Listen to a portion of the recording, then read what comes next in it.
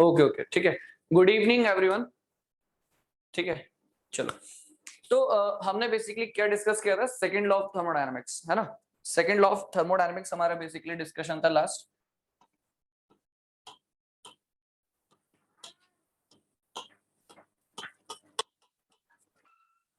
ठीक है, second law of thermodynamics. वो इधर कूलिंग नहीं आ रहा, तुम्हारा टेम्परेचर बढ़ा रहा है,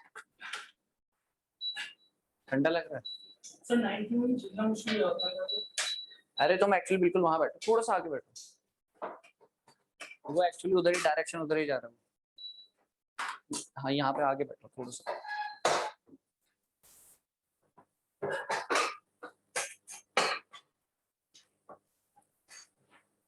ठीक है चलो। हाँ तो हम बात कर रहे थे second law of thermodynamics, basically discuss किया था ना। तो हमने सबसे पहले ये पॉइंट्स डिस्कस किए थे कि फर्स्ट लॉ में ऐसा क्या है जो कि लिमिटेशंस है उसकी। फर्स्ट पॉइंट क्या था कि ऑल एनर्जीज आर इक्विवेलेंट, मतलब फर्स्ट लॉ में हम डिफरेंशिएट ही नहीं करते on the basis of type of energies, उसके बारे में हम डिफरेंशिएट करते ही नहीं है। एनर्जी को आप सिर्फ क्वांटिटी की नजर से देख रहे हो कि भाई कितना अमाउंट ऑफ एनर्जी है, बस क्या क्वालिटी है उससे कोई मतलब नहीं है। सेकंड पॉइंट की can not be created nor be destroyed, energy के बारे में ये तो हमें पता है, बट ट्रांसफॉर्म हो सकता है, बट किस कंडीशन पे होगा इसके बारे में डिस्कशन नहीं हुआ। Secondly direction and feasibility of the process, वो सब चीजें हमें डिस्कस करनी होती है। बट अगर हम बात करते हैं सेकंड लॉ की, तो सेकंड लॉ ने बेसिकली अगर आप बात करो इन शॉर्ट, तो आप बोल सकते हो put the restriction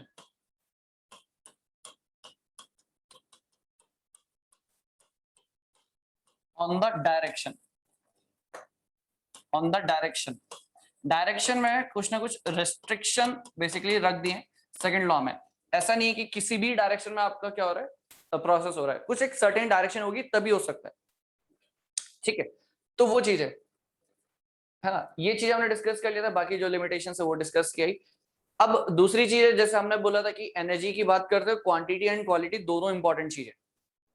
quantity and quality both are important. And आप एक चीज देखोगे, जब भी क्वालिटी है कोई भी एनर्जी का, ड्यूरिंग अ प्रोसेस वो क्वालिटी हमेशा डिग्रेड होगा।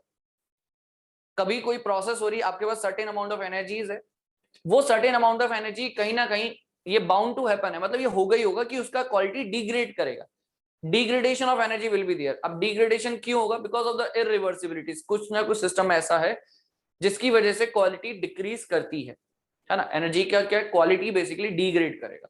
एंड डिग्रेडेशन का जो रीजन है बेसिकली एंट्रोपी जनरेशन, वो हम आगे डिस्कस भी करेंगे वाली चीज। बट आपको पता होना चाहिए इरिवर्सिबिलिटीज होगी तो कहीं ना कहीं क्वालिटी डिक्रीज करता है। ठीक है, तो वो चीज था कि क्वांटिटी एंड क्वालिटी दोनों चीजें हैं।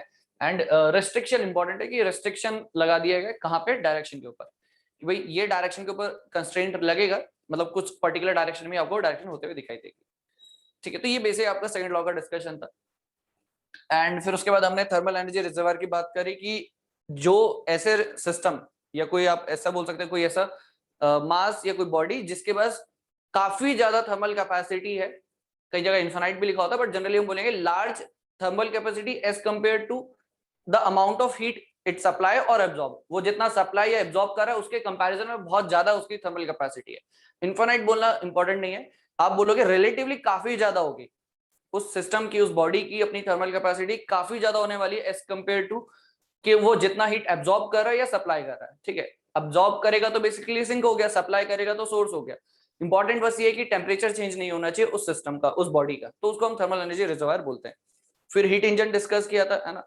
हीट इंजन, फिर क्लॉसियस स्टेटमेंट हो गया आपका, कैल्विन प्लैंक स्टेटमेंट हो गया, ये सब चीजें डिस्कस हुई थी। ठीक है, तो उसके बाद जब हमने डिस्कशन किया था रेफ्रिजरेटर एंड हीट पंप का ना, हाँ, तो जब हम रेफ्रिजरेटर एंड हीट पंप की बात करते हो,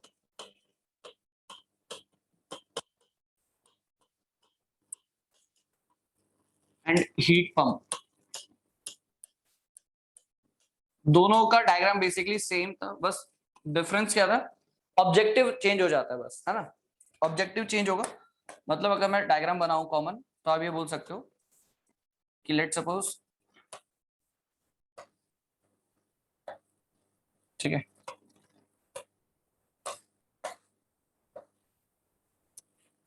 ठीक है, तो लेट सपोज इसको मैं टी एच लिख रहा हूँ, हायर टेम्परेचर को इसको मैं टी एल लिख रहा हूँ, 1 और 2 जो भी लिखना चाहो लिख सकते हो, बट कई जगह टी एच एल लिखा होता है।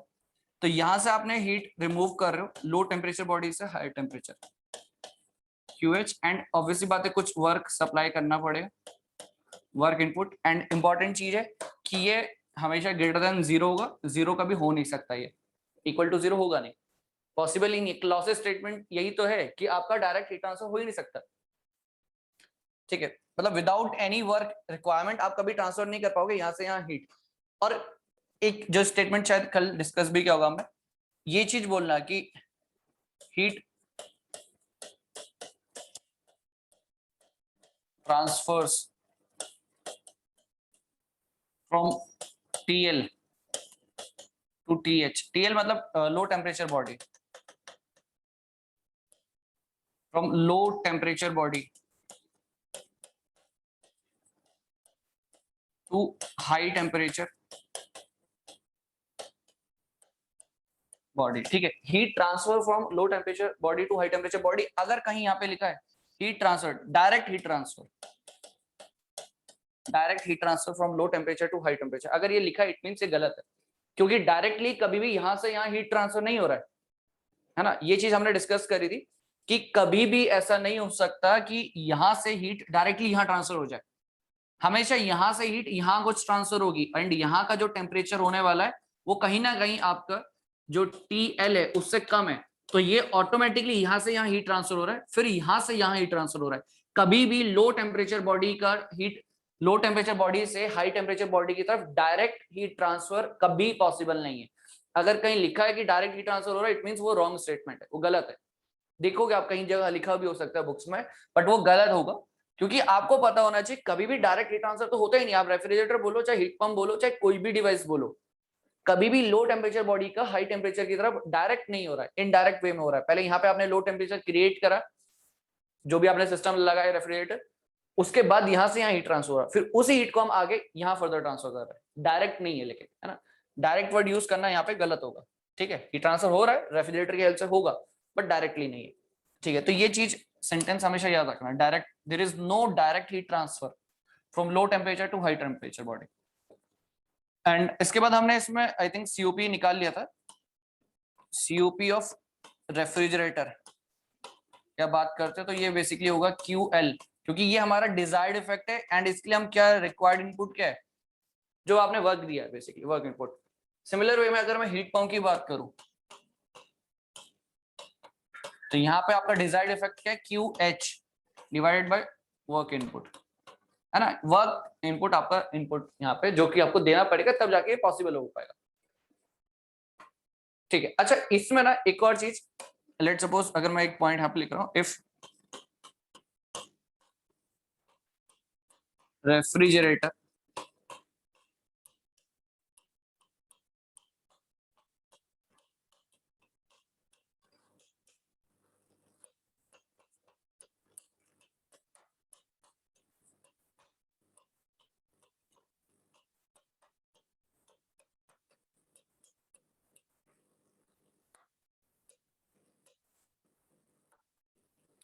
सेम टेम्परेचर लिमिट, ठीक है। If refrigerator and heat pump operate between same temperature limit, तो आप एक चीज बोल सकते हैं यहाँ पे, अगर सेम टेम्परेचर लिमिट्स है ना, तो अगर मैं इसकी बात करता हूँ, ये COP ऑफ हीट पंप, इसको अगर आप देखोगे,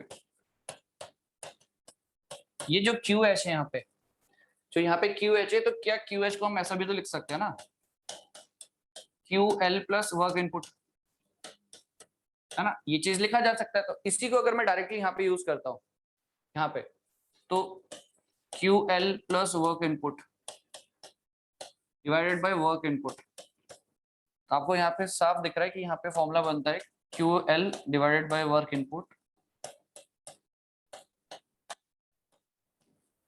ठीक है, इस तरीके से। एंड ये चीज तो आप देखोगे ये क्या है, हाँ, COP of refrigerator, yes correct.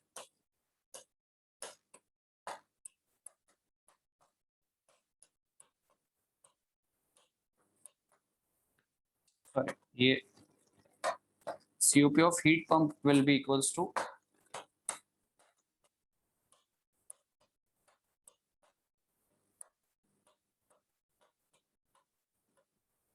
Heat pump. तो ये एक इंपॉर्टेंट चीज है जो आपको याद होना चाहिए।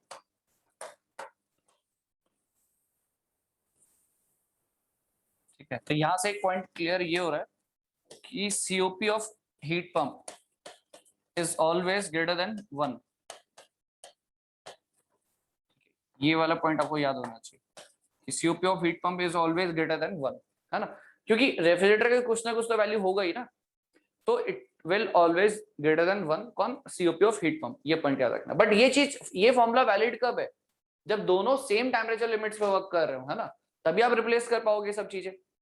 तो हमें फॉर्मूला याद होना चाहिए, बट ये फॉर्मूला एप्लीकेबल कब है, इस पर्टिकुलर कंडीशन के लिए, जब refrigerator and heat pump both are operating at the same temperature limits, तभी एप्लीकेबल है, अदरवाइज नहीं होगा। ठीक है, तो ये बेसिक चीज आपको क्लियर होना चाहिए।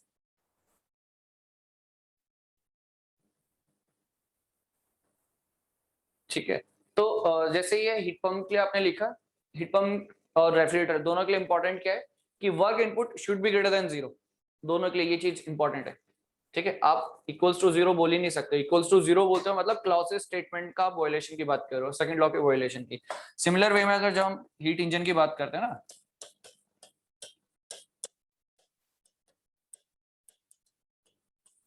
हीट इंजन जब आपने देखा था तो यहाँ पे क्या है, ये टी एच इसको हम लिख रहे हैं, इसको टी एल बोला बेसिकली।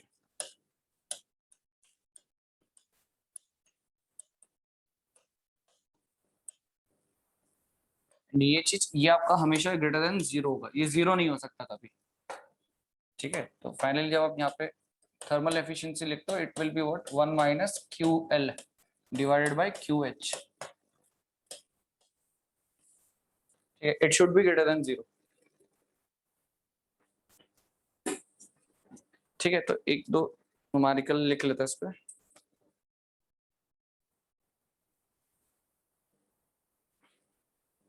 बाकी केल्विन प्लैंक एंड क्लॉसेस का तो स्टेटमेंट लिख लिया था ना।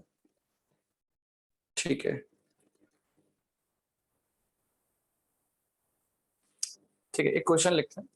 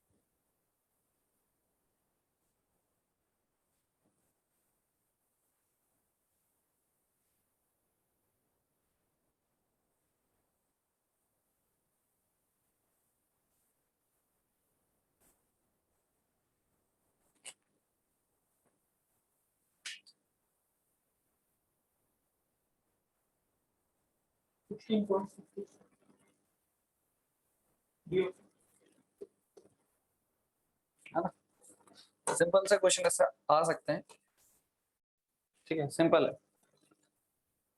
50 किलो जूल ऑफ वर्क पर cycle and if the efficiency of heat engine is 75%, तो आप वहां से निकाल सकते हो बी करेक्ट, सिद्धार्थ आयुष। ठीक है, सिंपल से क्वेश्चन है। ठीक है, बाकी क्वेश्चंस हम आगे देखेंगे, बट उससे पहले कुछ इंपॉर्टेंट टॉपिक्स जो हमें डिस्कस करने हैं। ठीक है, जैसे है आपके पास reversible process and secondly irreversible process, ये सब चीजें हमें डिस्कस करनी है, रिवर्सिबल एंड इरिवर्सिबल प्रोसेस। ठीक है, रिवर्सिबल प्रोसेस क्या होता है? जब हम रिवर्सिबल प्रोसेस की बात करते हैं, नाम से क्लियर है कि वो बेसिकली रिवर्स हो सकती है ये चीज। अब देखो एग्जांपल देखते हैं। सबसे पहले एक ब्लॉक है, ठीक है,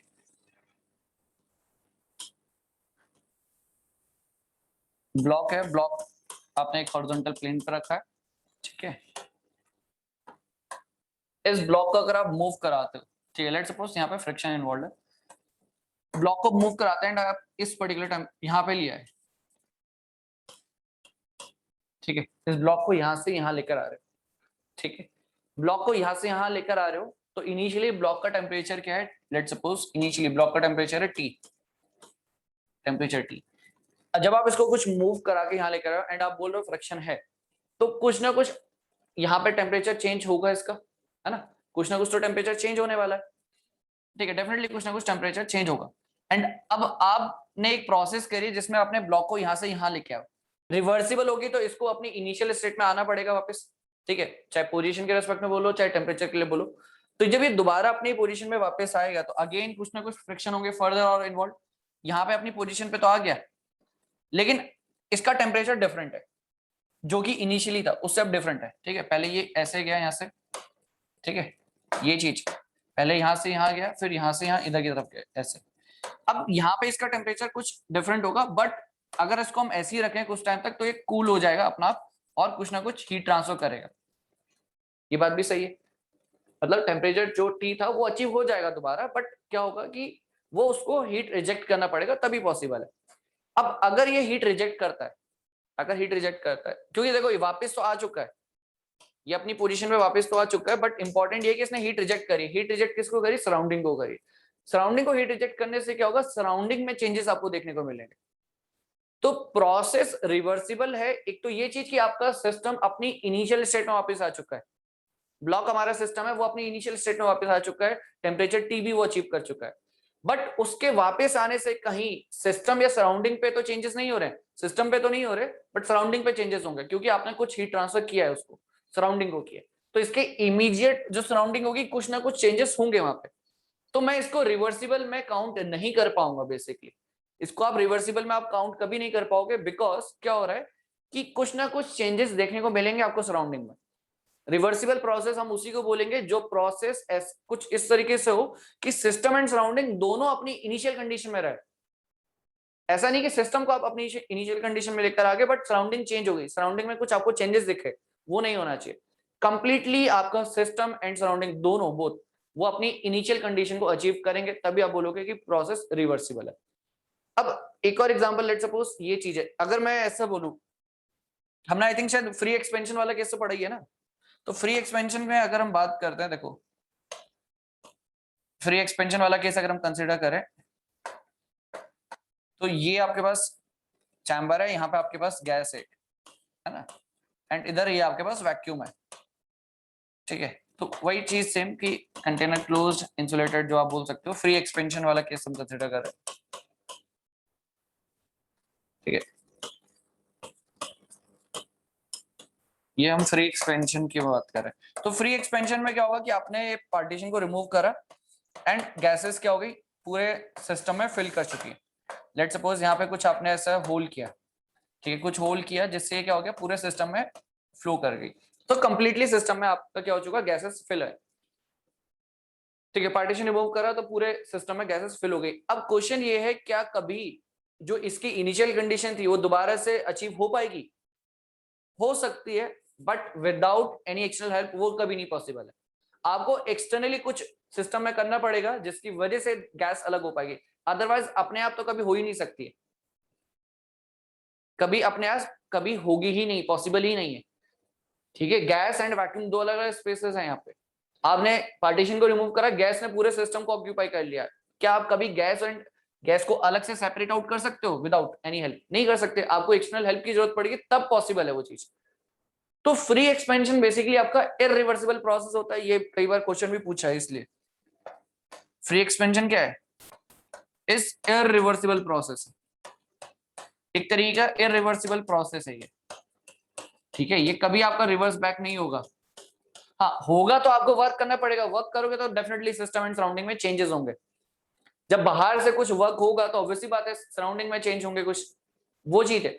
तो आप रिवर्सिबल प्रोसेस उसी को बोलोगे जब सिस्टम एंड सराउंडिंग दोनों अपनी इनिशियल कंडीशंस में ही हो, अदरवाइज नहीं बोल सकते। ठीक है, तो फ्री एक्सपेंशन आपका एक इरिवर्सिबल प्रोसेस है।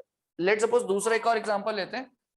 सेम ऐसी एक कंटेनर रखा है हमने, एंड इस बार ना यहाँ पे क्या हो रहा है, आपकी दो अलग अलग गैसेस है। ठीक है, एक गैस आपका ए है और ये गैस बी है।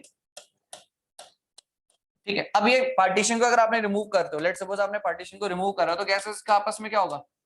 मिक्सिंग होगा। ठीक है, डेफिनेटली मिक्सिंग होने वाला है। और अगर मिक्सिंग हो गया, ठीक है, ए एंड बी आपस में मिक्स हो चुकी है, इधर हाइड्रोजन है इधर नाइट्रोजन, मिक्स हो गया अपने आप में। क्या आफ्टर मिक्सिंग ये दोनों गैसेस अलग अलग हो सकती है कभी अपने आप? नहीं हो सकती। It means it is a irreversible process. So mixing is also irreversible process, because एक बार मिक्स हो गई चीजें ऑटोमेटिकली वो दोबारा से रिवर्स बैक नहीं हो सकती अपनी पोजीशन पे जो उसकी इनिशियल कंडीशन रही होगी। ठीक है, तो यहां पे भी एक पॉइंट लिख लेना, मिक्सिंग इज इरिवर्सिबल प्रोसेस, क्योंकि दोबारा से वापस होगा नहीं कभी वो। Mixing is irreversible process.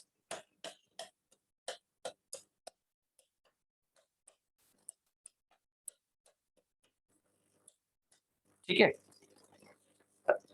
Free expansion. अच्छा, फ्री एक्सपेंशन के इसमें जैसे कई बार क्वेश्चन ऐसे भी पूछ लेते हैं, रिवर्सिबल प्रोसेस है, गैस आपका एक्सपेंड करती है। ठीक है, हीट ट्रांसफर कुछ होगा नहीं क्योंकि इंसुलेटेड है, वर्क ट्रांसफर कुछ होना नहीं है क्योंकि क्या नहीं है? रेजिस्टेंस नहीं है ना? तो ये सब है। अगर आपने फर्स्ट लॉ ऑफ थर्मोडायनेमिक्स लगाया तो कहीं ना कहीं चेंज इन इंटरनल एनर्जी क्या मिलेगा? जीरो। अगर change in internal energy zero है, it means what? Temperature is constant, है ना? करेक्ट, हीट ट्रांसफर नहीं है, वर्क ट्रांसफर नहीं है। फर्स्ट लॉ ऑफ थर्मोडायनेमिक्स लगाओगे, del Q minus del W equals to change in internal energy, तो वो zero, change in internal energy zero, तो टेम्परेचर कांस्टेंट। ये अज्यूम करते हुए मैं लिख रहा हूँ कि उसके अंदर जो गैस रही होगी, लेट्स सपोज वो आइडियल गैस थी, क्योंकि आइडियल गैस के केस में तो आप बोलते हो कि internal energy is a function of temperature, और rather you can say also कि एंथैल्पी का चेंज भी जीरो होगा,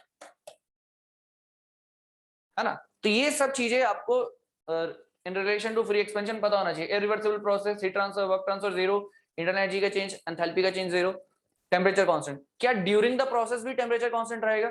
नहीं, पॉसिबल ही नहीं है। और वैसे भी इरिवर्सिबल प्रोसेस हम जज कर ही नहीं सकते क्या होने वाला है। बट अगर थोड़ा सा अगर आप कॉमन सेंस से एक चीज पॉइंट को ऑब्जर्व करो, आप एक चीज को थोड़ा सा इसको ऑब्जर्व करते हो कि देखो पहले आपका गैस ना कुछ इतने पोर्शन में था, ठीक है, इतने पोर्शन में था लेट सपोज। अब जैसे आपने पार्टीशन हटाया तो इसके पास स्पेस ज्यादा हो गया। अब जब कम स्पेस में रहा होगा तो यहाँ पे जो मॉलिक्यूल्स के पास ज्यादा काइनेटिक एनर्जी रहा होगा, बिकॉज एक लिमिटेड स्पेस में हो। ठीक है, जैसे आपने ये पार्टीशन को रिमूव करते हो, ये पार्टीशन को अगर आप रिमूव करते हो तो पार्टीशन रिमूव करते ही क्या होगा, उसके पास ज्यादा स्पेस है अब ऑक्यूपाई करने के लिए, तो मॉलिक्यूल्स का अब मोशन एक लिमिटेड स्पेस में तो ज्यादा दिखेगा और सॉरी एक कम स्पेस में है तो मॉलिक्यूल्स का मोशन मतलब kinetic energy, because average kinetic energy is the temperature. Microscopic approach के अकॉर्डिंग हम बात करें, temperature is what? The average kinetic energy of the molecules. तो अगर आप एक लिमिटेड स्पेस में देख रहे हो तो आपको वो काइनेटिक एनर्जी ज्यादा दिखाई देगी, बट जैसे ही उसके पास ज्यादा स्पेस मिलेगा मोशन के लिए तो डेफिनेटली वो एनर्जी, काइनेटिक एनर्जी कहीं ना कहीं ग्रेजुअली रिड्यूस करेगी, but after certain time again वो दोबारा अपनी एनर्जी को वही अचीव कर लेगी जो इनिशियली था। ठीक है, ये चीज होता है। तो कॉमन सेंस आप अगर आपसे कोई पूछता है कि ड्यूरिंग द प्रोसेस क्या होगा, हो ये सकता है कि initially let suppose temperature T था, फाइनली भी टेम्परेचर टी आफ्टर एक्सपेंशन, ये हमें पता है, ये तो कंफर्म, ये तो डायरेक्टली हमें पता है इक्वेशन से। हो सकता है कि ड्यूरिंग द प्रोसेस इंक्रीज फिर देन पहले डिक्रीज फिर इंक्रीज हो, ये पॉसिबिलिटी हो सकती है।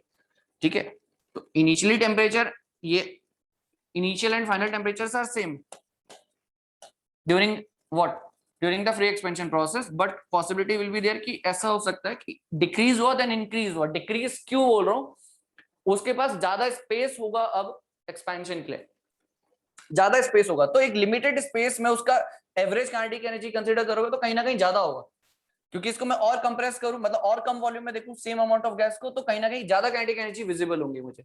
बट जैसे ही ज्यादा स्पेस मिलेगा मुझे, तो उस ज्यादा स्पेस में उतना एनर्जीज नहीं दिखेंगी आपको, ठीक है, जितना आपको एक लिमिटेड स्पेस में दिख रहा है। तो आप लेट सपोज मैं इतने एरिया में बात कर रहा हूं सेम अमाउंट ऑफ गैसेस की, तो कहीं ना कहीं यहाँ पे मॉलिक्यूल्स का काइनेटिक एनर्जी, मतलब रैंडम मोशन जो होते हैं मॉलिक्यूल्स के, जो रैंडमली मूव कर रहे होते हैं मॉलिक्यूल्स, वो ज्यादा मूव कर रहे होते हैं ज्यादा वेलोसिटी से।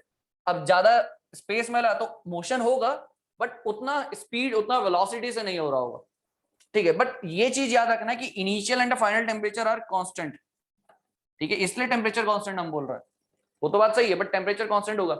बट ये भी चीज याद रखो, जब आप इरिवर्सिबल बोल देते हो तो इरिवर्सिबल के केस में चीजें विद रिस्पेक्ट टू आप इक्वेशंस डिफाइन नहीं कर पाओगे।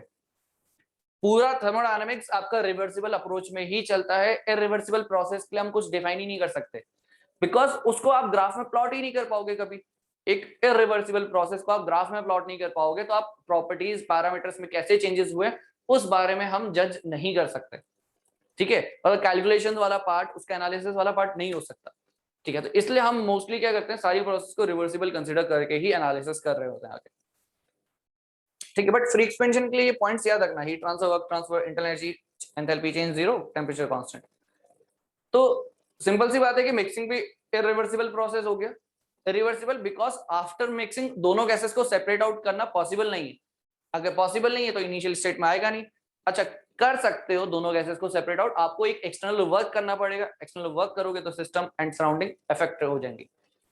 तो रिवर्सिबल का कंसेप्ट ये है कि आप इस तरीके से प्रोसेस कर रहे हो, आप इस तरीके से प्रोसेस कर रहे हो। लेट्स सपोज अगर मैं ग्राफ की हेल्प से इस चीज को बोलूं, ये let's suppose pressure versus volume है, तो एक प्रोसेस यहां से स्टार्ट हुआ, यहां गया 1 से 2, तो 1 से 2 गया एंड रिवर्स बैक भी इसी पाथ के थ्रू हुआ है, रिवर्स बैक भी इसी पाथ के थ्रू हुआ है। तो ऐसा हो सकता है कि आपका रिवर्सिबल प्रोसेस हो जाए, मतलब system and surrounding not affect होने चाहिए, मतलब अफेक्ट होनी ही नहीं चाहिए। अगर अफेक्ट हो गई तो डेफिनेटली चेंजेस देखने को मिलेंगे, चेंजेस देखने को मिलेंगे, तो वो रिवर्सिबल कभी नहीं हो पाएगा, ठीक है, वो कभी भी रिवर्सिबल नहीं हो पाएगा। तो ठीक है, इतना बेसिक बात याद रखना। तो जब भी आपने रिवर्सिबल बोला, इंपॉर्टेंट ये है कि सिस्टम का अपनी इनिशियल कंडीशन में वापस आना, सिस्टम को अपना इनिशियल कंडीशन को रिस्टोर करना तो इंपॉर्टेंट है, बट सिर्फ restoration of the initial state से काम नहीं चलेगा। सिर्फ आपका इनिशियल स्टेट रिस्टोर हो जाए उससे काम नहीं चलेगा, वो रिस्टोरेशन भी कुछ इस तरीके से हो कि सिस्टम एंड सराउंडिंग में कोई इफेक्ट ना पड़े, ये चीज भी इंपॉर्टेंट हो जाती है, ठीक है। तो डेफिनेशन लिखना इसमें रिवर्सिबल का, नहीं कहाँ होती है रिवर्सिबल प्रोसेस, पॉसिबल ही नहीं। रिवर्सिबल प्रोसेस कैसे पॉसिबल हो, जितनी भी, कल हमने ये भी तो लिखा था, जितनी भी लाइफ में आप नेचर में जितनी भी स्पॉन्टेनियस प्रोसेस हैं, है ना, सारी प्रोसेस इरिवर्सिबल है, all spontaneous process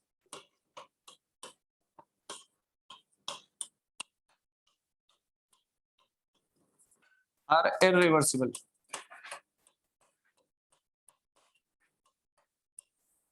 all spontaneous process are irreversible. तो सबसे पहले इसमें डेफिनेशन लिखना रिवर्सिबल का, रिवर्सिबल के इसमें एक डेफिनेशन लिखो पॉइंट, रिवर्सिबल में लिखना a process which proceed in such a manner, a process which proceed in such a manner that, in such a manner that after the conclusion of the process, after the conclusion of the process, both system and surrounding, both system and surrounding can be restored, can be restored to their initial states, can be restored to its initial states without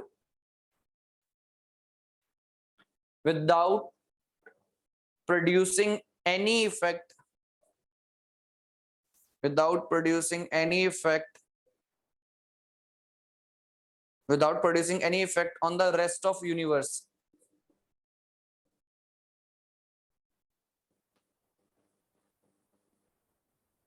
ठीक है, without producing any effect on the rest of the universe. ठीक है, next point लिखना. For reversible process to occur,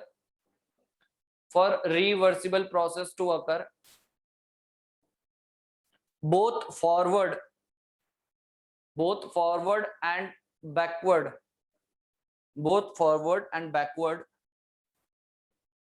path should be same.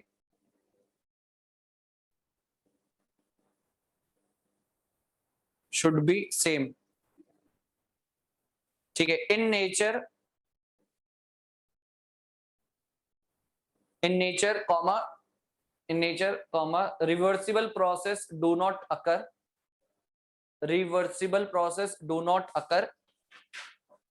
In nature comma करके लिखना, reversible process do not occur.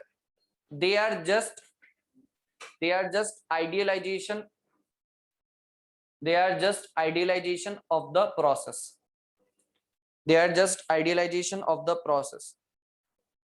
ठीक है, तो system can be restored to its initial state but without affecting the surrounding. ठीक है, ये चीज इंपॉर्टेंट है. वो बात सही है कि आप सिस्टम को रिस्टोर तो कर सकते हो, कोई बड़ी बात नहीं है. ठीक है, ये चीज इंपॉर्टेंट है, ऐसा भी लिख लेना इसमें से नोट करके. सिस्टम कैन बी रिस्टोर्ड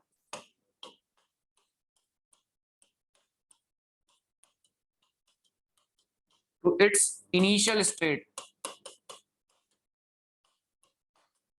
ठीक है, system can be restored to its initial state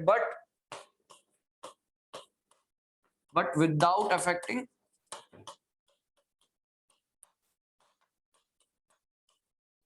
the surrounding.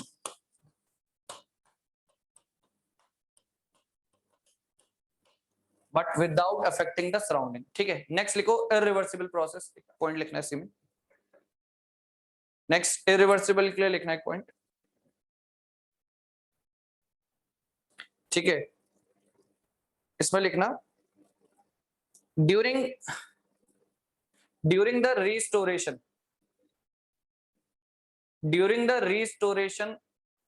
of the system to its initial state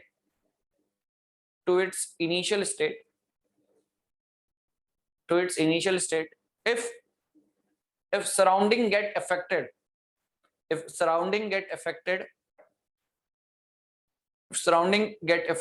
then the process is known as irreversible process.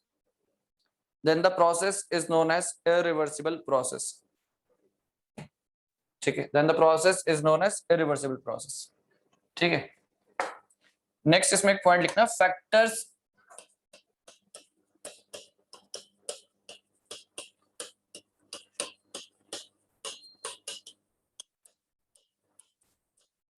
responsible for irreversibility.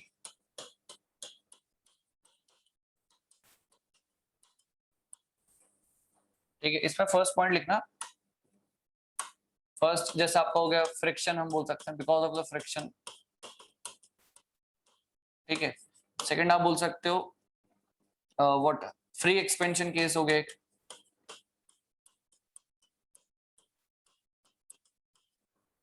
Third mixing हो गया.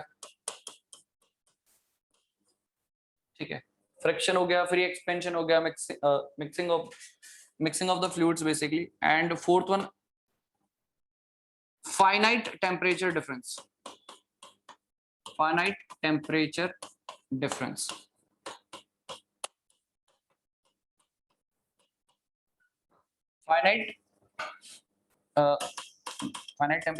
नहीं, इसमें लिखना है. इसके आगे आप एक पॉइंट लिखना है, एक्चुअली इसको लास्ट में लिखना चाहिए था. मैं इसको ऐसा लिखो, हीट ट्रांसफर आपने लिख लिया ना, तो ऐसे लिखना इसको, heat transfer due to finite temperature difference. Heat transfer due to finite temperature difference. ठीक है, इस पॉइंट से पहले ये लिख लेना है, फाइनाइट टेम्परेचर डिफरेंस से पहले कि heat transfer due to finite temperature difference, ये एक साथ है पॉइंट। ठीक है, फोर्थ वन।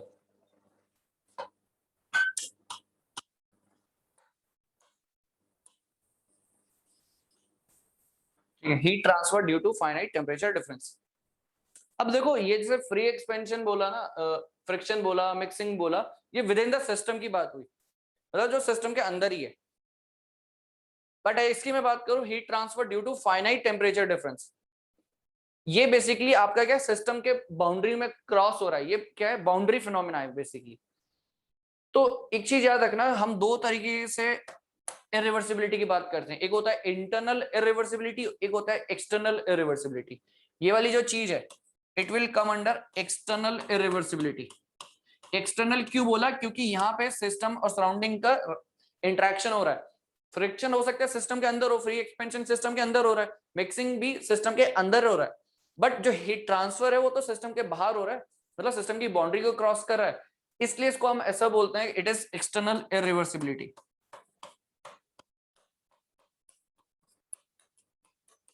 है ना। And all this are basically the example for internal irreversibility.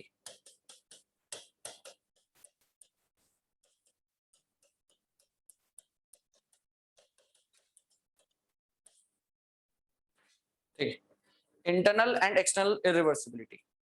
ठीक है, तो इसमें एक और पॉइंट लिख लेना, अ प्रोसेस, इसमें नेक्स्ट पॉइंट लिखो, अ process is called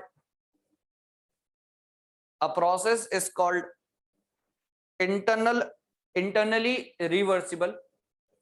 A process is called internally reversible, not internally reversible if no irreversibility is within the system. If no irreversibility is within the system, ठीक है, within the system, और bracket में लिख लो within the boundaries. Basically within the system बोलने का मतलब जो सिस्टम की बाउंड्री है उसके अंदर कुछ इरिवर्सिबिलिटीज ना हो। ठीक है, during the process. Second point लिखना, a process is called externally irreversible, externally reversible, बार बार इरिवर्सिबिलिटी निकल रहा है, externally reversible if no irreversibility occur outside the system boundary, if no irreversibility occurs outside the system boundary। ठीक है, तो एक हमने लिखा इंटरनली रिवर्सिबल, ठीक है, एक ये चीज लिखा, दूसरा हमने बोला एक्सटर्नली रिवर्सिबल।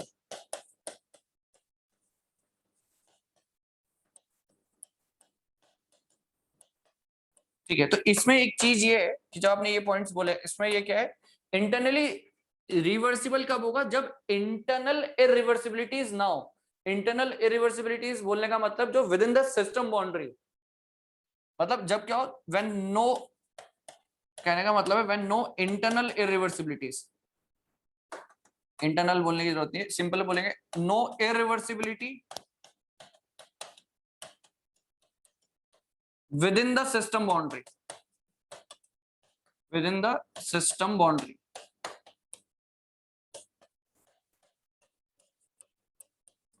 है ना। when no irreversibility within the system boundary, system boundary के अंदर कोई irreversibility ना हो। एक्सटर्नल रिवर्सिबल कब होगा, जब क्या हो, कोई भी irreversibility ना हो across the boundary, across the boundary. ठीक है, तो with in the boundary system अगर कोई इरिवर्सिबिलिटी नहीं है, सिस्टम के अंदर कुछ इरिवर्सिबिलिटी नहीं है, तो इंटरनली रिवर्सिबल। एक्सटर्नली रिवर्सिबल कब, जब सिस्टम की बाउंड्री के अक्रॉस इरिवर्सिबिलिटीज ना हो। ठीक है, तो डेफिनेशन में ध्यान रखना, हमने लिखा क्या है, इंटरनली रिवर्सिबल प्रोसेस कब, जब इरिवर्सिबिलिटीज ना हो with in the system boundary, और एक्सटर्नली रिवर्सिबल कब, जब कोई इरिवर्सिबिलिटीज ना हो सिस्टम की बाउंड्री के अक्रॉस। अब बात होती है कि कब आप किसी प्रोसेस को रिवर्सिबल बोलते हैं। एक्चुअली जब आपने बोला ना reversible process, reversible process, it means the process is totally reversible. ठीक है, या तो आप सिंपली रिवर्सिबल बोलो। रिवर्सिबल बोलने का मतलब कि प्रोसेस टोटली रिवर्सिबल है। टोटली रिवर्सिबल कब होगी? जब वो इंटरनली एक्सटर्नली दोनों हो, जब वो दोनों तरीके से रिवर्सिबल हो। और टोटली रिवर्सिबल,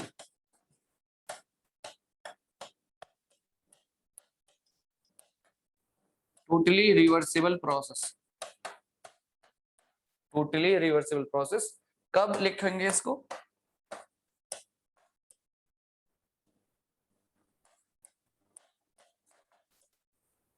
ठीक है, रिवर्सिबल प्रोसेस और टोटली रिवर्सिबल प्रोसेस बोलने का मतलब एक ही है कि जब क्या हो, सिस्टम दोनों तरीके से आपका क्या हो, रिवर्सिबल हो, इंटरनली और एक्सटर्नली। ठीक है, तो system, when system is when the process, not system, when the process is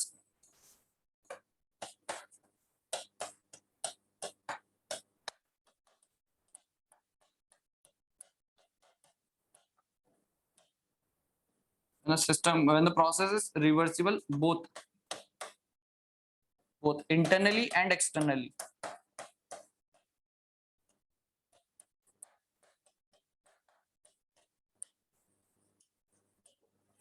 ठीक है, तो टोटली रिवर्सिबल या सिंपली रिवर्सिबल बोला जाएगा तो वाटर साइकिल को रिवर्सिबल प्रोसेस कह सकते हैं। वाटर साइकिल कौन सी वाटर साइकिल? वो क्लाउड, वो फॉर्मेशन की बात कर रहे हो? हाँ, अच्छा, वाटर साइकिल की बात कर रहे हो तो क्या बताओ, सिस्टम किसको लिया आपने?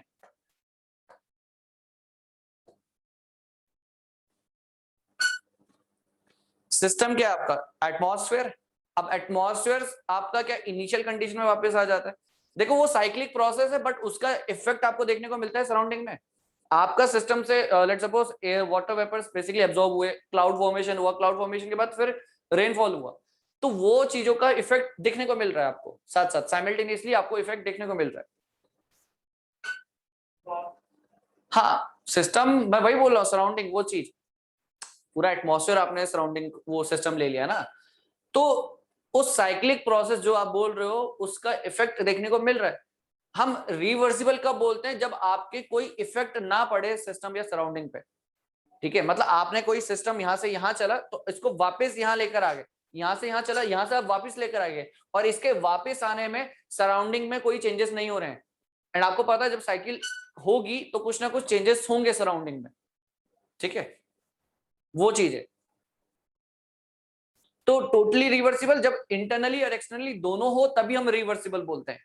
ठीक है, इसलिए दोनों को हम अलग अलग तरीके से डिफाइन करते हैं।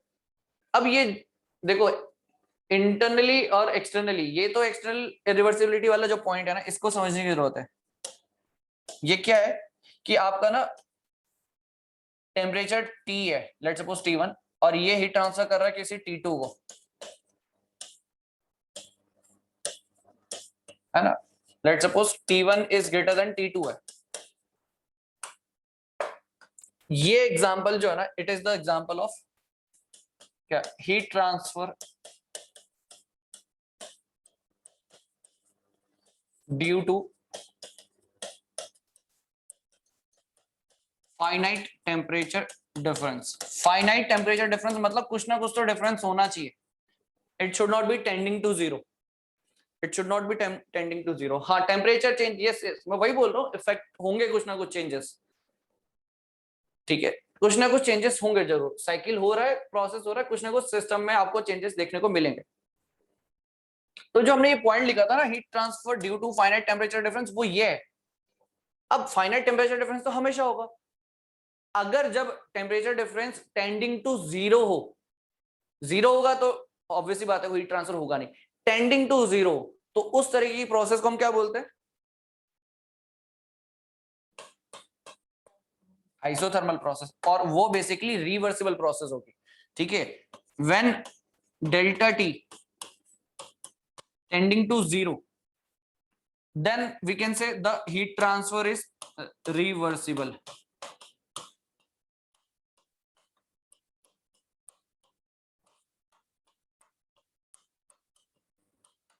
आइसोथर्मल के केस में हम बोल सकते हैं कि वो जो है वो बेसिकली रिवर्सिबल प्रोसेस हो रहा है।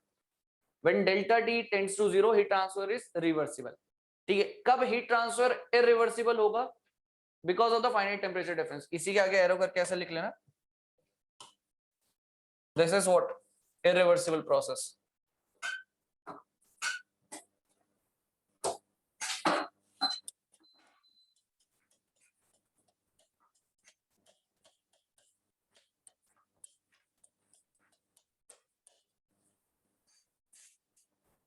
ठंडा लग रहा है?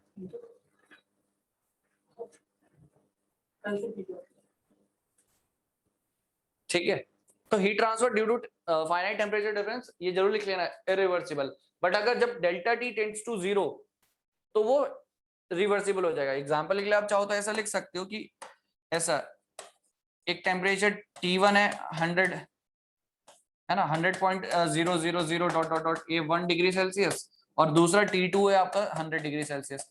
तो यहाँ पे जो हीट ट्रांसफर होगा वो रिवर्सिबल हीट ट्रांसफर होगा। ठीक है, ये चीज ठीक है। नेक्स्ट अब हमें जो डिस्कस करना है वो सबसे इंपॉर्टेंट कार्नोट साइकिल। यहाँ पे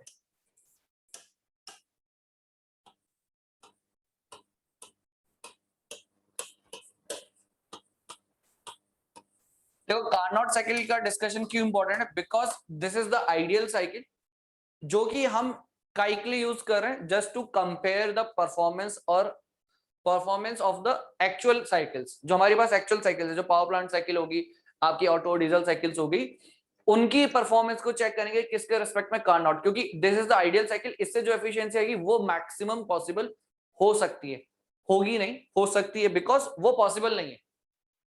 ये जो साइकिल हमने कार्नोट साइकिल डिस्कस करेंगे, it is the one of the most important cycle. क्यों इंपॉर्टेंट है? क्योंकि ये परफॉर्मेंस एनालिसिस में काम आता है। ये एक स्टैंडर्ड सेट कर दिया, आपको पता है। अच्छा, अभी कार्नोट से पहले हमारे पास स्टैंडर्ड क्या है? 100 डिग्री, वो 100% एफिशिएंसी। अभी तक हमारे पास स्टैंडर्ड क्या है? अगर आपसे पूछा जाए कि आपका एफिशिएंसी आ रही है 60%, तो आप बोलोगे कि स्टैंडर्ड क्या होना चाहिए? 100। बट आपको पता होना चाहिए 100 तो पॉसिबल ही नहीं है, तो इसको स्टैंडर्ड कंसीडर करने का कोई पर्पस नहीं है। आपका एफिशिएंसी 60% है, आप क्या बोलोगे? आइडियली होना कितना चाहिए था? 100%। बट आपको ये भी तो पता है 100% तो कभी पॉसिबल ही नहीं है लाइफ में। Anyhow, even idealize process कुछ भी कैसे भी हो जाए, ये पॉसिबल नहीं है, तो इसको हम स्टैंडर्ड नहीं ले सकते। हमें स्टैंडर्ड वो लेना है जो कि पॉसिबल हो सकता है, जो कि पॉसिबल हो सकता है। तो स्टैंडर्ड कभी 100 नहीं होगा, स्टैंडर्ड होगा कौन? जो कार्नोट साइकिल के थ्रू हमने सेट किया है। बेसिकली कार्नोट साइकिल को आप अप्लाई करोगे, उससे जो एफिशिएंसी आएगी वो एक स्टैंडर्ड हो जाएगी। अब लेट सपोज वो स्टैंडर्ड हुआ आपका, let suppose 67%, let suppose 67% efficiency आती है फ्रॉम द कार्नोट, तो अब आपके पास स्टैंडर्ड सेट हो चुका है 67% का। अब आप इसके कंपैरिजन में कहां पे स्टैंड कर रहे हो, वो आपका परफॉर्मेंस होने वाला है। 50 आ रहा है, 40 आ रहा है, 30 आ रहा है, तो 67 के कंपैरिजन में कितना है वो? ठीक है, वो चीज चेक करनी है हमें। अभी इससे पहले तक आपने जो भी एफिशिएंसी निकाली हीट इंजन की, आप क्या करते हो? एफिशिएंसी ऑफ हीट इंजन क्या करते हो? आउटपुट जो आ रहा था, नेटवर्क आउटपुट डिवाइडेड बाय जो क्यू आपने इनपुट दिया है ना। तो ये चीज है, ये इस तरह का एफिशिएंसी जो आ रहा है, it is from the first law, कि जितना दिया और मिला कितना। ये चीज दिया कितना मिला कितना, ये वाली चीज है, it is the efficiency from first law of thermodynamics. But from second law of thermodynamics efficiency आप ऐसे डिफाइन नहीं करोगे कभी। आप एफिशिएंसी डिफाइन करने के लिए क्या करोगे? एक होगा efficiency from what? Carnot efficiency. एक कार्नोट एफिशिएंसी होने वाला है और एक एक्चुअल एफिशिएंसी होने वाला है। तो उन दोनों को जब आप डिवाइड करोगे तब जाके आपको मिलेगा एक एफिशिएंसी, जिसको हम बोलेंगे सेकंड लॉ ऑफ एफिशिएंसी। क्योंकि आइडियली एफिशिएंसी क्या है? ये जो एफिशिएंसी आ रहा है, it is from the second law, oh sorry first law, it is from the first law. ये फर्स्ट लॉ के अकॉर्डिंग आपका एफिशिएंसी आता है, दिया कितना मिला कितना, वो वाली चीज। फिर आप कंपैरिजन करते हो, आपको रिलेटिव चेक करना है। ठीक है, क्योंकि आपका स्टैंडर्ड 100% नहीं है, आपका स्टैंडर्ड 67% है। वो कहां से आया? कार्नोट की वजह से आया। वो कहां से आया? वो कार्नोट की वजह से आया। तो आपको रिलेटिव परफॉर्मेंस चेक करना होगा। ठीक है, ये चीज है, तो ये चीज याद रखना, ये वाला पार्ट। ठीक है, बाकी इसको अभी हम लिखेंगे आगे, second law of second law of efficiency वाला पार्ट वो लास्ट में आएगा। बट इंपॉर्टेंस क्यों है कार्नोट साइकिल की? ये क्यों हम कार्नोट साइकिल पढ़ते हैं जब हमें पता है कि उसका कोई प्रैक्टिकल एप्लीकेशन है ही नहीं।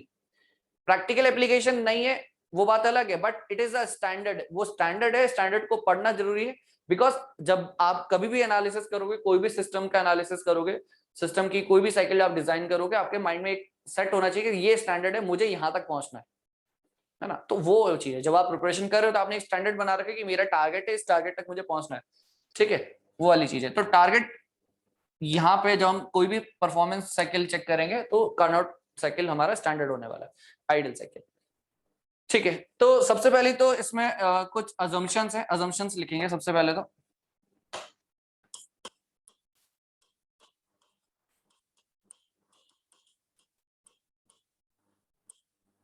अजम्पशंस में आप लिख सकते हो आइडियल गैस, पहला तो अजम्पशन यही है, आइडियल गैस, ठीक है, आपने आइडियल गैस अज्यूम किया है, ठीक है। और आइडियल गैस हो गया, हीट सप्लाई जो हो रहा है वो कांस्टेंट टेम्परेचर से हो रहा है, ठीक है। यहाँ पे आप लिख सकते हो हीट सप्लाइड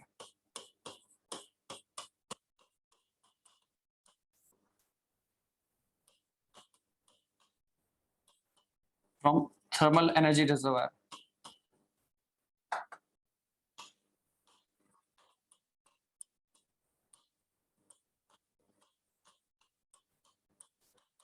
क्योंकि आपने एक ऐसा रिजर्वायर लेकर आया जिसका टेम्परेचर चेंज नहीं हो रहा है, हीट सप्लाइड जो होगा वो from the thermal energy reservoir, heat reject होगा थर्मल एनर्जी रिजर्वायर को, मतलब बेसिकली ये क्या है, सोर्स है ना, दिस इज सोर्स, जो सोर्स है उसका temperature is constant, but ideally ऐसा होगा नहीं, जहां से आपको हीट मिल रही है क्या उसका टेम्परेचर कांस्टेंट होता है, नहीं ऐसा नहीं होता है। आपके आईसी इंजन है, आईसी इंजन में आपको हीट मिल रही है बिकॉज कहां से मिले, फ्यूल का एक जो बर्निंग हुई, फ्यूल का कंबशन हुआ, क्या वो कांस्टेंट हीट सप्लाई करता है, क्या कांस्टेंट टेम्परेचर होता है उसका उस वक्त, नहीं ऐसा नहीं है, वो तो फ्यूल बर्न हुआ, कंबशन हुआ तो टेम्परेचर चेंज भी होगा साथ साथ, ऐसा थोड़ा ना कि आपका कांस्टेंट टेम्परेचर सोर्स होगा, ऐसा नहीं होता है कभी, ठीक है। ये हो गया, ठीक है। और क्या असम्पशन हो सकते हैं, सिमिलरली एक तो वो हीट एब्जॉर्प्शन वाला हो गया। आइडियल गैस इंपॉर्टेंट है, आइडियल गैस के साथ साथ ये भी हम बोलेंगे कि सीपी सीवी जो है, स्पेसिफिक हीट्स है, ये सब क्या है, कांस्टेंट है, ठीक है। वो तो खैर आइडियल गैस में भी क्लियर है वो पॉइंट, बट आप ये लिखोगे सीपी कॉमा सीवी क्या है, दिस इज कांस्टेंट, ठीक है, दीज आर कांस्टेंट, ये चीज। इसके अलावा आप ये बताओ प्रोसेस कौन कौन सी होती है, इसके अलावा प्रोसेस कौन कौन सी होती है।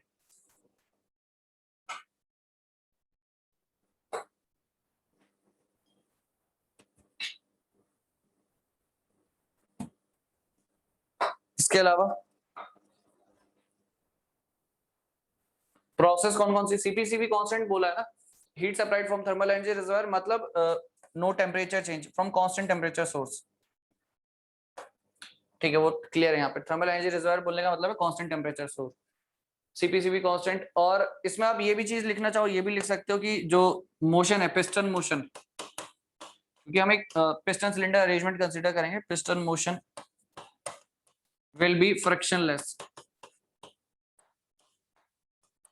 बेसिकली सिस्टम में कोई भी फ्रिक्शन नहीं इन्वॉल्व होने वाला है, बट हमें पता है फ्रिक्शन तो होगा ही होगा, इंटरनल इरिवर्सिबिलिटी रहेगी रहेगी।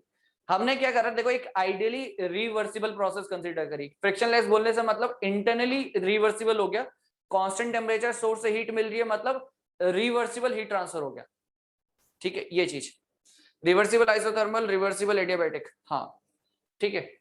और जब सीपीसीबी कांस्टेंट है ना, तो बेसिकली आइडियल गैस की जगह हमें क्या लिखना चाहिए, परफेक्ट गैस लिखना चाहिए, क्योंकि जब आइडियल गैस बोलते हो तो सीपीसीवी आर फंक्शन ऑफ टेम्परेचर्स, ठीक है, वो कांस्टेंट नहीं होता। परफेक्ट गैस और आइडियल गैस में डिफरेंस आई थिंक हमने लिखा था, परफेक्ट गैस के केस में सीपीसीवी का वैल्यू कांस्टेंट है, आइडियल गैस बोलना यहाँ पे करेक्ट नहीं होगा, बट आप देखोगे हो सकता है कई जगह लिखा भी हो, but it should be perfect gas, क्योंकि सीपीसीवी कांस्टेंट बोल रखा है हमने, it should be perfect gas, ठीक है, it should be perfect gas, ठीक है। तो ये चीज जरूर लिख लेना कि परफेक्ट गैस होगा, बिकॉज रीजन है कि हम सीपीसीवी को कांस्टेंट अज्यूम कर रहे होते हैं, फ्रिक्शनलेस नहीं है, थर्मल एनर्जी रिजर्वायर जहां पे जो कि कांस्टेंट टेम्परेचर सोर्स है, वहां से आपको हीट सप्लाई हो रही है, ठीक है, हीट सप्लाइड और रिजेक्टेड, इसी में ऐसे लिख लेना, रिजेक्टेड टू टीईआर, शॉर्ट फॉर्म में भी लिख लेना ऐसा। दूसरा पॉइंट ये भी होगा उसी के नीचे, एक तो सप्लाई हो गया, हीट रिजेक्ट हो गया, रिजेक्ट किसको हो रहा है, टीईआर, थर्मल एनर्जी रिजर्वायर, जो कि क्या है, सिंक, ठीक है, ये चीज। अब अब ये तो बेसिक असम्पशन है जो जिसके बारे में आपको आइडिया होना चाहिए। नेक्स्ट अब जो हमने बोला है वो है इसमें कौन कौन सी प्रोसेस होने वाली है। देखो प्रेशर वर्सेस वॉल्यूम डायग्राम हमें देखना, पहले हम प्रोसेस लिख लेते हैं। 1 से 2 is your isothermal heat addition.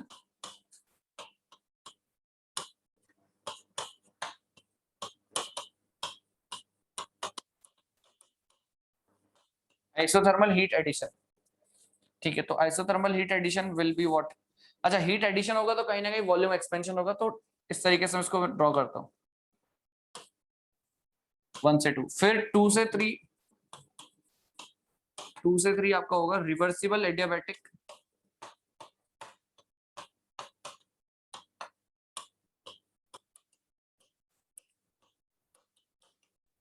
Expansion,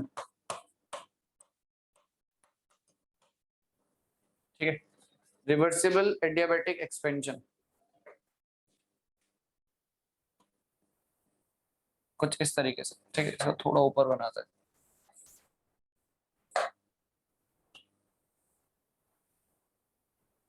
1 से 2, 2 से 3, ठीक है। 3 से 4 आपका हो जाएगा आइसोथर्मल हीट रिजेक्शन,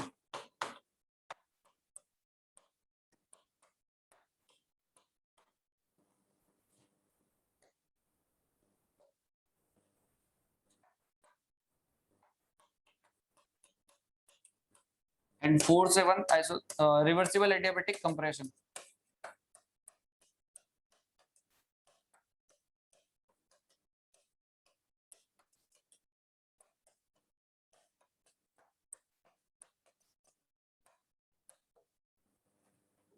ठीक है, 3 से 4 बेसिकली आपका isothermal heat rejection, it will be like this.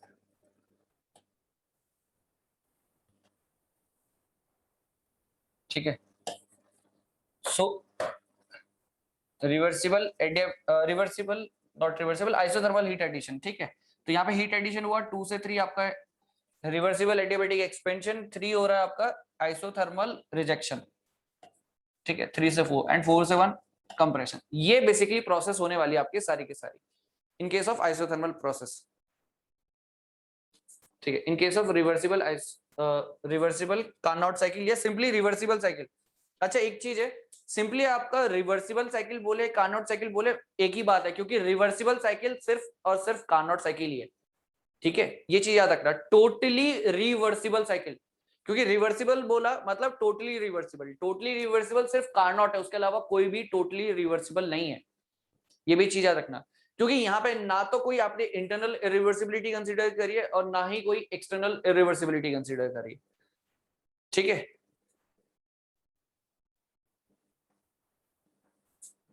Isothermal को नहीं नहीं सत्य वो अपने आप में आइसोथर्मल है, वो क्या बोलते हैं रिवर्सिबल है। यहाँ पे हम रिवर्सिबल लगा रहे हैं एडियाबेटिक के आगे, ठीक है। एक्चुअली क्या होना है, प्रोसेस का जो हमने नाम डिफाइन कर रखा है द रिवर्सिबल एडियाबेटिक, या प्रोसेस का नाम है वो। आइसोथर्मल अपना आप में इन इटसेल्फ वो एक रिवर्सिबल प्रोसेस होती है, इसलिए उसके आगे हम रिवर्सिबल नहीं लगाते। बट एडियाबेटिक जो प्रोसेस होती है वो नहीं हो सकती रिवर्सिबल, इसलिए उसके आगे स्पेसिफिकली मेंशन करना जरूरी है, ये चीज है ना। तो ये प्रोसेस आपका, अब आप देखोगे इसका ना मुझे क्या करना है, इसका एफिशिएंसी निकालते हैं सबसे पहले तो। थर्मल एफिशिएंसी, थर्मल एफिशिएंसी आपको पता है फॉर्मूला यही हमारे पास, work done divided by Q input जो आप दिया है। फाइनली जब आप इसे सॉल्व करोगे आपको पता है कुछ इस तरीके से आता है, 1 minus H R heat rejected divided by heat added, है ना ये चीज। Heat rejected minus heat added. अब मुझे एक चीज बताओ, हीट रिजेक्टेड क्या होगा यहाँ पे, हीट रिजेक्टेड क्या है, आइसोथर्मल हीट रिजेक्शन 3 से 4, 3 से 4 आपका आइसोथर्मल हीट रिजेक्शन हो रहा है। आइसोथर्मल के केस में हीट का फॉर्मूला क्या होता है, जो कि वर्क का फॉर्मूला होगा। बात सही है, याद है ये चीज कि नहीं, भूल गए। टेम्परेचर कांस्टेंट होता था हमारा, तो हमने क्या देखा था अकॉर्डिंग टू फर्स्ट लॉ, जितना हीट ट्रांसफर उतना ही वर्क ट्रांसफर होता है, तो फॉर्मूला तो फिर सेम ही रहेगा, है ना। तो हीट रिजेक्शन के केस में फॉर्मूला हम क्या लिखेंगे, देखो it will be like this. इसको क्या है, हमारा कंडीशन 3 है ना, तो इसको हम ऐसे लिख सकते हैं P3V3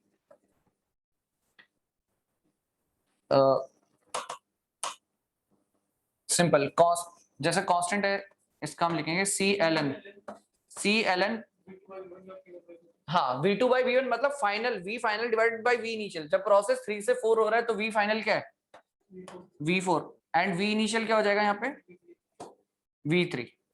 करेक्ट, ये चीज, ये फॉर्मूला होने वाला है। तो रिवर्सिबल हीट रिजेक्शन मतलब आइसोथर्मल हीट रिजेक्शन, तो CLN V4 by V3। Correct, ये चीज। अब V4 by V3 आपने लिखा, आपकी मर्जी, आप जिसको किस भी टर्म से रिप्रेजेंट करो, ठीक है, ये चीज। दूसरा, जब आप हीट रिजेक्शन की बात करते हो, ये तो आपका क्या हो गया हीट रिजेक्शन, बट आप बात करते हो हीट एडिशन की, तो हीट एडिशन अगेन वही CLN V2 by V1 होना चाहिए, क्योंकि 1 से 2 है आपका ना यहाँ पे। हाँ, तो V2 by V1, V2 by V1, ठीक है, ये चीज। तो ये हो गया HA। अब आप एक चीज सोचोगे, देखो, अच्छा एक चीज यहाँ पे ये बताओ, C यहाँ पे C की जगह हम क्या लिखते हैं, इस C का वैल्यू यहाँ पे अलग होगा, इस C का वैल्यू अलग होगा। इस C का वैल्यू यहाँ पे क्या होने वाला है MR, ये आइसोथर्मल प्रोसेस है ना, तो T3 लिखूं चाहे 4 लिखूं, बात एक ही है। और T4 क्योंकि 3 से 4 के लिए लिखा है, आइसोथर्मल प्रोसेस है।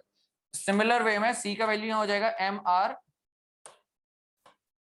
MR 1 लिखूं या T2 लिखूं, एक ही बात है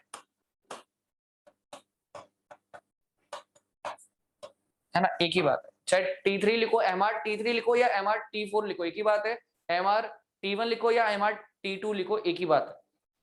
बट इसमें ना एक चीज थोड़ा सा आपको ध्यान रखने वाली बात यह है, अच्छा V4 by V3 और V2 by V1, अब इनके बीच में रिलेशन क्या पॉसिबल हो सकता है, ये देखते हैं पहले तो। ठीक है, क्या है V4 by V3 and V2 by V1। ठीक है, तो अब आप देखो, सबसे पहली बात V3 V4 है ना, तो यहाँ पे आप क्या कर सकते हो, देखो आपके पास ये एक्सपेंशन, रिवर्सिबल एडियाबैटिक एक्सपेंशन हो रहा है और रिवर्सिबल एडियाबैटिक कंप्रेशन हो रहा है। तो 2 से 3 के लिए आप क्या लिख सकते हो, 2 से 3 आपके पास ये हो सकता है पॉसिबल, आप ये लिख सकते हो यहाँ पे T2 by T3, T2 by T3 या T3 by T2 लिखते हैं, इक्वल्स टू हो जाएगा V2 by V3 की पावर गामा -1। ठीक है, और आपका दूसरा प्रोसेस कौन सा है, एडियाबैटिक एक्सपेंशन कंप्रेशन 4 to 1। ठीक है, तो इसके लिए आप लिख सकते हो T1 by T4 equals to V4 by V1 की पावर गामा -1। ठीक है, करेक्ट, ये चीज। अब आप देखो T3 by T2 है, T1 by T4 है, ठीक है, ये चीज। अब आप देखो यहाँ पे T3 बराबर T4, T3 बराबर T4 है, और यहाँ पे क्या है T1 बराबर T2। ठीक है, तो आप एक काम करो, ये जो रिलेशंस है इस दोनों को, T3 को आप क्या लिख सकते हो, T3 को आप लिख सकते हो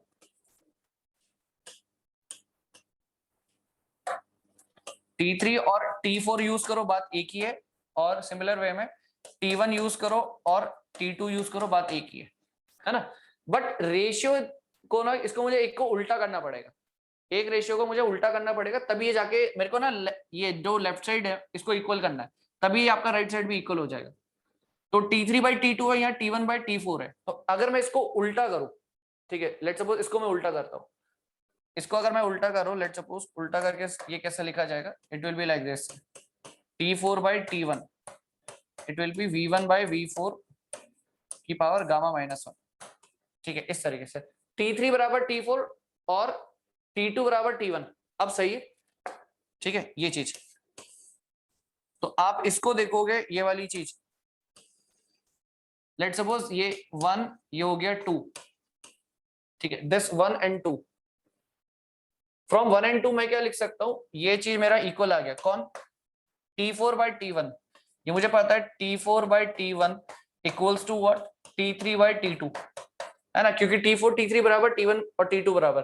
तो मैं यहां से डायरेक्टली मैं क्या लिखूंगा रिलेशन, ये चीज V2 by V3 की पावर गामा -1 इक्वल्स टू क्या है V1 by V4 की पावर गामा -1, ये चीज, ठीक है। तो ये दोनों बेसिकली रेशियोज इक्वल होगी। पावर अगर मैं कैंसिल आउट करूं तो यहां से मेरे पास क्या आ जाएगा, V2 bye V3 equals to V1 bye V4, ठीक है। ये चीज मेरे पास यहां से निकल के आती है, ठीक है।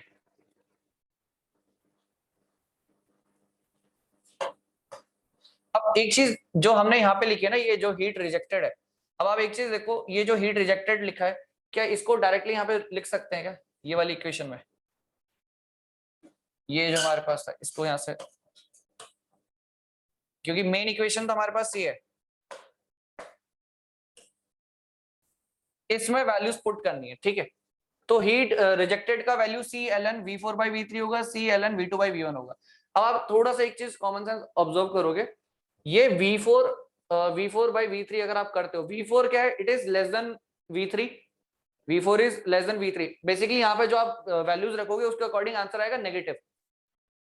हीट रिजेक्शन है तो ऑटोमेटिकली देखो, जब भी आप फॉर्मुलेज यूज करते हो ऑटोमेटिकली साइन कंसिडर हो जाता है।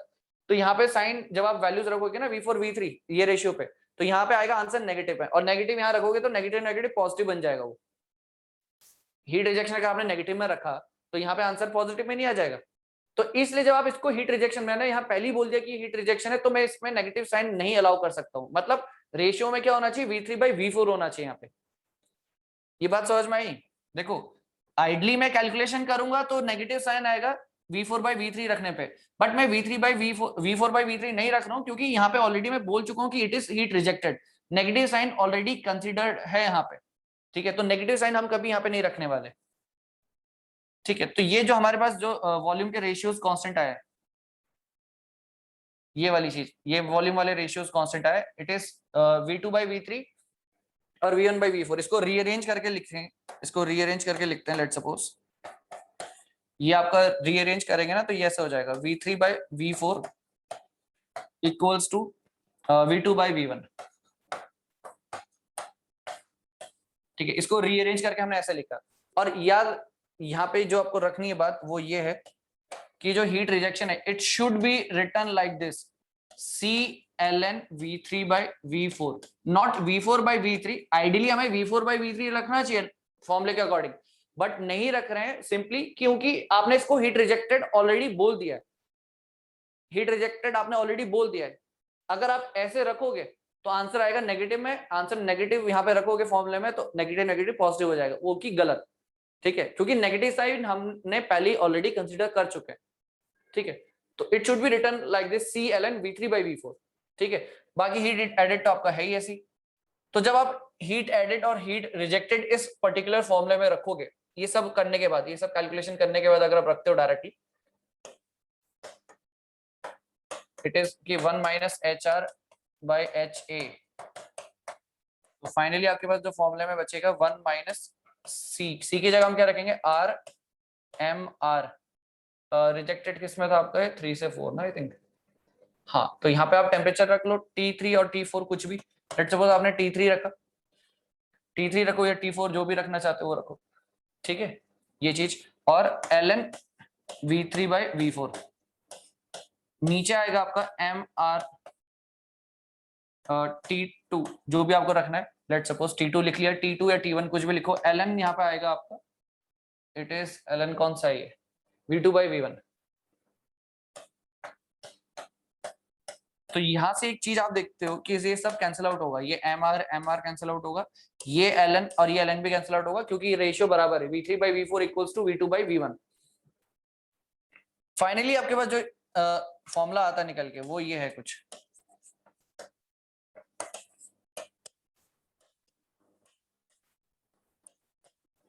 T3/T2, ठीक है। T3/T2 निकल के आता है, एंड एक्चुअली ये जो T3 एंड T2 है बेसिकली, यहाँ पे फॉर्मूले के अकॉर्डिंग T3 एंड T2 आ रहा है हमारा, बट आपको एक चीज नोटिस करनी है, सप्लाई कहां से हो रहा है, एक तो हीट एडिशन है और एक हीट रिजेक्शन है, ठीक है। एक एडिशन हो रहा है और एक हीट रिजेक्शन हो रहा है, T3 और T2, ठीक है। तो 1 से 2 पे आपका एडिशन हुआ है और 3 से 4 में आपका रिजेक्शन हुआ है, ठीक है। अब वो बेसिकली इक्वल है। इसका जो डायग्राम बनेगा हमारा कुछ इस तरीके से बनने वाला है, this is the heat engine, ठीक है, ये कुछ इसमें वर्क दिया होगा हमें, ठीक है। लेट सपोज को मैं टी एच लिख रहा हूँ, क्योंकि 1 एंड 2 हमें याद नहीं करना है, हमें तो T H and T L के बेसिस पे याद करना है, high temperature and lower temperature, T L और टी एच टी एल के टर्म्स में, ठीक है। 1 2 3 4 नहीं लिख रहा हूँ क्योंकि वो जस्ट डेरिवेशन के लिए लिखा है वो। तो ये आपका क्यू एच है, ये आपका क्यू एल है, ठीक है। तो हायर टेम्परेचर सोर्स से आपका हीट एडिशन हुआ है। हीट एडिशन कहां से? 1 से 2 प्रोसेस में। 1 से 2 में बेसिकली आपका जो भी हीट सोर्स रहा होगा, लेट सपोज वो क्या है, टीएच, ठीक है। लेट सपोज वो क्या है, टीएच है, और रिजेक्शन हुआ है, तो किसको रिजेक्शन हुआ है? टीएल को रिजेक्शन हुआ है। फाइनली अब आप देखोगे एक चीज कि ये जो फॉर्मूले में हमारा आंसर जो आ रहा है यहाँ पे, वो आ रहा है, इट इज लाइक दिस कि T3 by T2 ना, तो T3 विल बी व्हाट, वो टेम्परेचर सोर्स जिसको आपने हीट रिजेक्ट करी है, मतलब टीएल, और T2 कौन होगा? जहां से आपको हीट एब्जॉर्ब हुई है, मतलब सप्लाई हुई है, TH वो हो जाएगा, ठीक है। तो फाइनली ये तो यहाँ पे लिखा है, इसमें यहाँ पे लिख लेना ये फॉर्मूला। यहाँ पे जो आंसर आएगा थर्मल एफिशिएंसी का, it will be what, 1 minus TL divided by TH, this is your formula,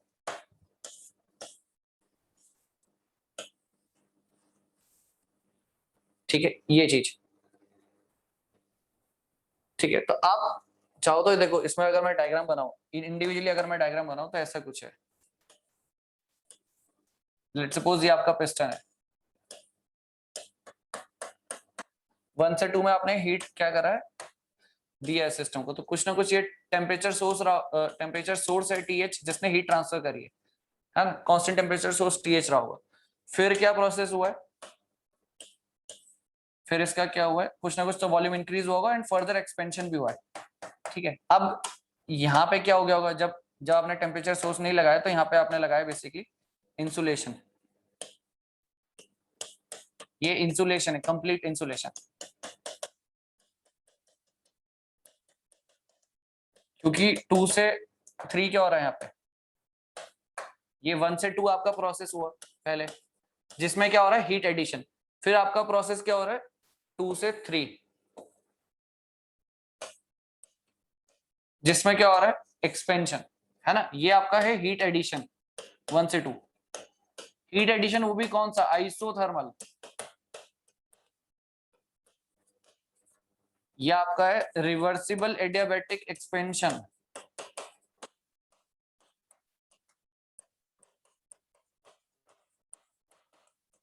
इस तरीके से। अब एक्सपेंशन हो गया, उसके बाद तो हीट रिजेक्ट करना है, हीट रिजेक्ट करना है तो भाई ये इंसुलेशन हटा के मुझे कोई दूसरा वो चीज लानी पड़ेगी क्या, मुझे कोई दूसरी चीज लानी पड़ेगी जिससे क्या हो चुके हो, वो इंटरेक्ट कर रहा होगा, है ना। कोई दूसरी चीज लेकर आओगे, कौन लेकर आए, टीएल, बेसिकली हम सिंक लेकर आए, जिसने क्या करा, हीट ट्रांसफर करा है ना, ये चीज। बाकी तो आपका सिस्टम में ये सब इंसुलेशन ही चलता रहेगा। ये हो जाएगा आपका 3 से 4 आइसोथर्मल हीट रिजेक्शन,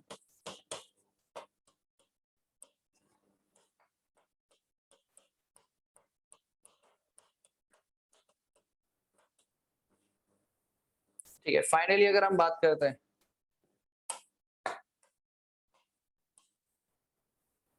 फर्दर आपका कंप्रेशन हो रहा है, इनिशियली अपनी पोजीशन पे आ रहा है और कंप्रेशन हो रहा है, एंड यहाँ पे ऑब्वियसली बात है कंप्रेशन हो रहा है, तो आपको क्या करना पड़ेगा, इंसुलेशन लगा रखा है,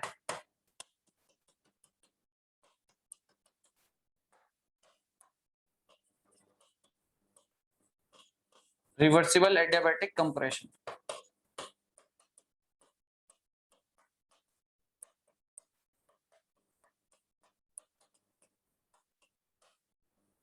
ठीक है, ये सब चीजें। तो ये सब प्रोसेस बेसिकली आपका पूरा हो रहा है, ये चीज है, ठीक है।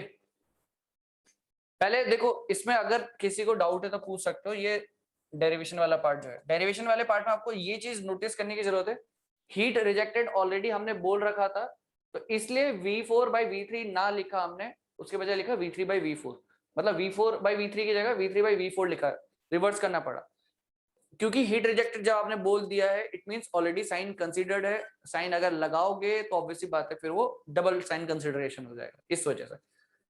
ठीक है, उसके बाद हमने क्या करा बेसिकली, हीट रिजेक्टेड और हीट एडेड का वैल्यू रखना था डायरेक्टली, बट मुझे एक्चुअली पता है कि क्या होगा, ये रेशियोज कैंसिल आउट होंगे कहीं ना कहीं, क्योंकि जब आप कार्नोट या रिवर्सिबल साइकिल का एफिशिएंसी का फॉर्मूला देखते हो, सिंपली टेम्परेचर्स ही इन्वॉल्व है। सिंपली कौन इन्वॉल्व है? Temperatures are involve, only temperatures are involve in case of the Carnot cycle और the reversible cycle, simply temperatures involve होते हैं। ठीक है, ये चीज। तो फाइनली देखो कंक्लूजन ये है, कंक्लूजन पॉइंट ये है कि जब आप किसी कार्नोट साइकिल या रिवर्सिबल साइकिल का एनालिसिस करते हो, efficiency is dependent on the temperature limit, कहां से हीट एब्जॉर्ब हो रहा है, कहां रिजेक्ट हो रहा है, इस पे डिपेंड करता है आपका क्या, थर्मल एफिशिएंसी। ठीक है, इस पर डिपेंड करता है। क्या इस बात पर डिपेंड करता है कि फ्लूइड कौन सा है? नहीं, इस बात से कुछ डिपेंड नहीं करता कि कौन सा फ्लूइड यूज किया आपने, कौन सा वर्किंग सब्सटेंस यूज किया, इस बात से कोई फर्क नहीं पड़ता है। ठीक है, क्योंकि ये सिंपली किस पे डिपेंडेंट है? टेम्परेचर पे डिपेंडेंट। आपने कोई सा भी फ्लूइड यूज करा हो, चाहे वो कोई सी भी गैस हो, डिफरेंट टाइप्स ऑफ अलग अलग गैसेस हो सकती हैं, कोई सी भी गैस यूज करोगे उससे कोई प्रॉब्लम नहीं है, because efficiency is dependent on temperature only. ठीक है, ये चीज इंपॉर्टेंट है यहाँ पे कि efficiency is dependent on temperature only. तो इसमें ना कुछ पॉइंट्स लिख लेना ऐसे करके लास्ट में नोट करके, अलग से लिख लेते हैं। 1 minus TL by TH। Thermal efficiency किसका थर्मल एफिशिएंसी है? ये रिवर्सिबल बोलो या फिर कार्नोट बोलो, एक ही चीज है। ठीक है, फर्स्ट पॉइंट आप क्या लिखोगे? एफिशिएंसी इज फंक्शन ऑफ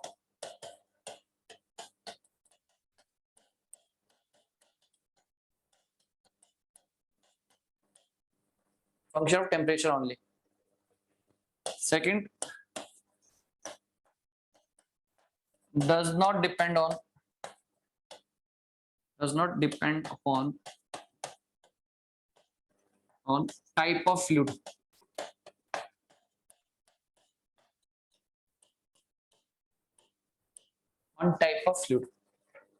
ठीक है, efficiency is a function of temperature only and it does not depend on type of fluid. कौन सा टाइप ऑफ फ्लूइड यूज किया उससे कोई फर्क नहीं पड़ता है। ठीक है, सिंपली टेम्परेचर लिमिट्स पे। ठीक है, ये सब चीज है। तो रिवर्सिबल कार्नोट बोला जाएगा तो एफिशिएंसी TL बेसिकली किसका टेम्परेचर है? उस सिंक का टेम्परेचर है जिसको आप हीट रिजेक्ट कर रहे हो। TH उसका टेम्परेचर है जहां से आप हीट एब्जॉर्ब कर रहे हो। ठीक है, तो इसमें लास्ट एक पॉइंट लिखना, आई थिंक इसी में एक लास्ट पॉइंट ये भी लिख लो एक, the efficiency of a Carnot cycle or reversible cycle, the efficiency for Carnot cycle or the reversible cycle is the maximum possible efficiency, for a given temperature limits,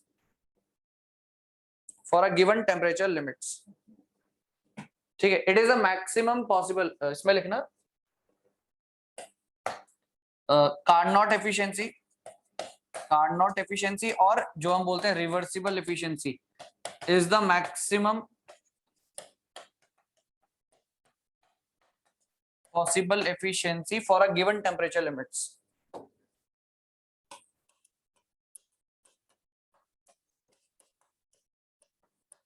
for a given temperature limits, ठीक है, for a given temperature limits के लिए ये maximum possible efficiency है। ठीक है, ये चीज, तो ये चीज आपको हमेशा क्लियर होनी चाहिए यार, ये फॉर्मूले का हमारा मतलब है और इसको हमें उसके अकॉर्डिंगली यूज करना है। अब एक और चीज कहने का मतलब ये, लेट सपोज आपके पास हीट इंजन है ना, आपके पास हीट इंजन है। अब हीट इंजन के लिए इसको हम कैसे यूटिलाइज करते हैं? देखो, हीट इंजन आपके पास कुछ इस तरीके से है, this is TH, this is TL, this is work net, this is QH, this is QL। अब इंपॉर्टेंट ये है कि देखो, अगर आपसे बोला जा रहा है केस 1 कि efficiency of your heat engine is equals to efficiency of reversible या फिर कार्नोट, इसका मतलब क्या है कि योर हीट इंजन इज कहने का मतलब है कि आपका क्या है, रिवर्सिबल हीट इंजन है। अगर ऐसा हुआ तो आपका रिवर्सिबल हीट इंजन होगा, कहने का मतलब ये है, क्योंकि रिवर्सिबल हीट इंजन होगा तभी ऐसा पॉसिबल हो सकता है, अदरवाइज नहीं। Last slide. Carnot efficiency, Carnot or reversible efficiency is the maximum possible efficiency for a given temperature limits. For a given temperature limits.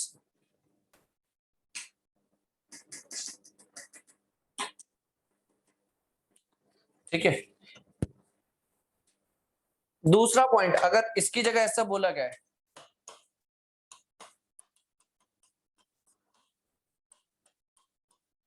इसका मतलब क्या है? हाँ कौन सा ये? हाँ ये साइकिल है, मतलब आपका जो हीट इंजन है it is operating on some another cycle, it is operating on reverse और कार्नोट साइकिल, बस ये रिवर्स कार्नोट मतलब रिवर्सिबल बोलो या कार्नोट बोलो, बात एक ही है। हम कंपैरिजन करने के लिए स्टैंडर्ड हमेशा जो कंसीडर करते हैं वो कार्नोट होता है। आपका जो भी हो, हमारा स्टैंडर्ड कार्नोट है, ये कहने का मतलब है। तो अगर ये चीज है, if efficiency of your heat engine is less than the reversible और Carnot efficiency, we can say कि आपका जो हीट इंजन है वो क्या है, इररिवर्सिबल हीट इंजन है।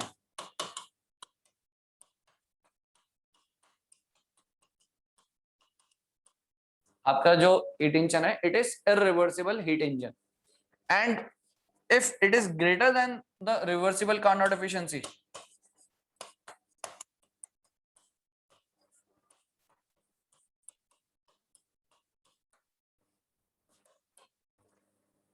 we can say कि impossible, ऐसा हो ही नहीं सकता, पॉसिबल है ना।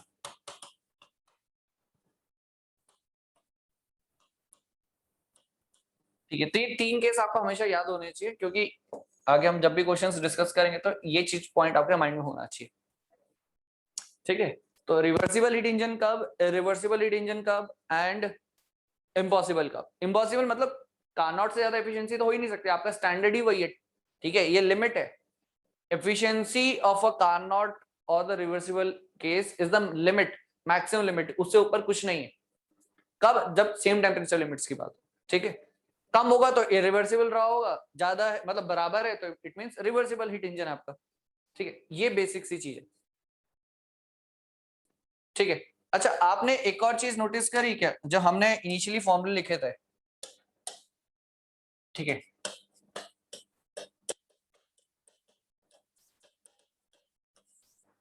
हीट इंजन, इसको अलग से लिखना, ठीक है, इसको अलग से लिखना। इनिशियली हमने जो फॉर्मूले लिखे थे,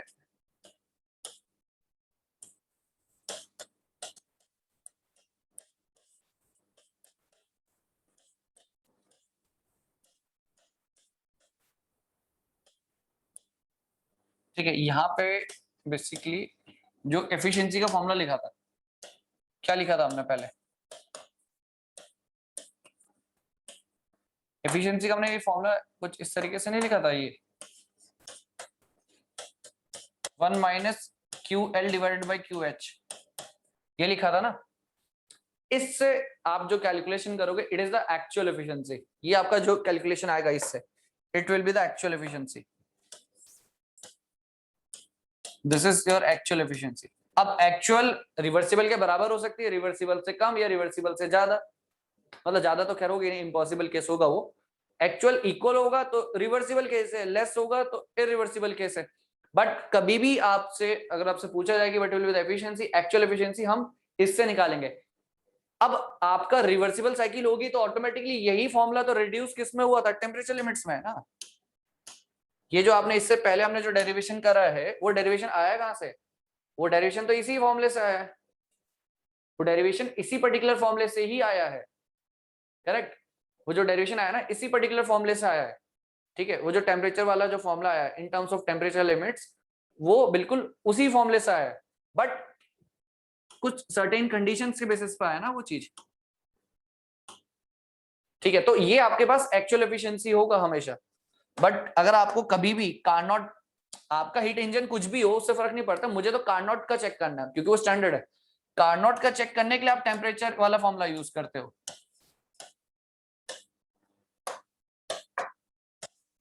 रिवर्सिबल और Carnot.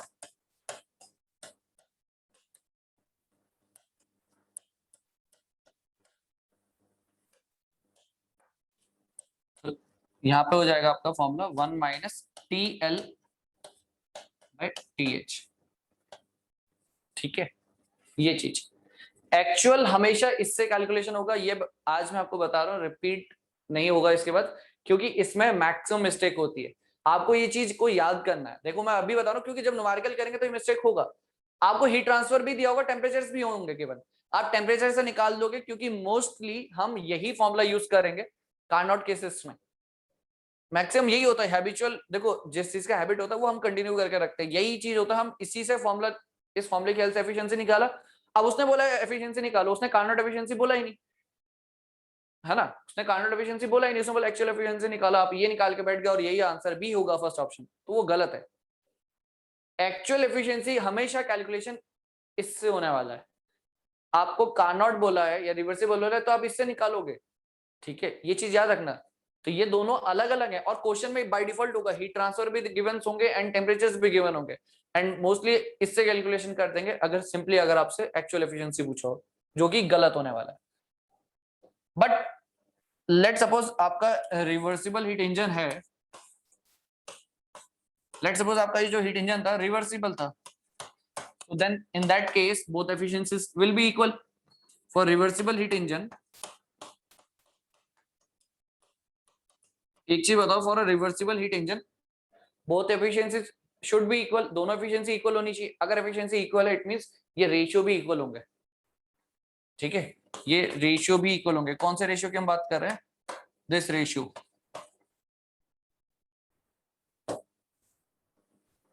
QL by QH equals to TL by TH। Most famously इसको हम ऐसे लिखते हैं, है ना। उल्टा करके लिखेंगे तो ऐसा QH by QL, TH by TL, कैसे भी रिप्रेजेंट कर लो, है ना। कोई ऐसे भी रिप्रेजेंट करता है, QH by TH equals to QL divided by TL। ठीक है, ये रेशियोज, ये Q by T का रेशियो, है ना। देखो QH by TH, QL by TL, ये रेशियो इक्वल है for the reversible case only, for the reversible case only. अब होगा क्या, कोई केस है उसमें रिवर्सिबल हीट इंजन मेंशन नहीं है और आपने ये, आपको याद रहेगा फॉर्मूला और इसको यूज करके आ जाओगे तो गलत हो जाएगा। ठीक है, ये चीज इक्वल कब है? For a reversible heat engine case only, ये तभी पॉसिबल है, अदरवाइज नहीं। ठीक है, जब तक क्वेश्चन में मेंशन ना हो कि आपका रिवर्सिबल हीट इंजन है, तब तक आप ये पर्टिकुलर चीज को यूज नहीं कर सकते हो, है ना। इन चीजों का आप यूज नहीं कर सकते हो जब तक ये गिवन ना हो कि रिवर्सिबल हीट इंजन है। ठीक है, तो रिवर्सिबल है तो ये दोनों चीजें इक्वल होंगी, बट रिवर्सिबल मेंशन नहीं है तो दिस एफिशिएंसी, ये वाला फॉर्मूला आपको यूज करना पड़ेगा, दिस पर्टिकुलर फॉर्मूला।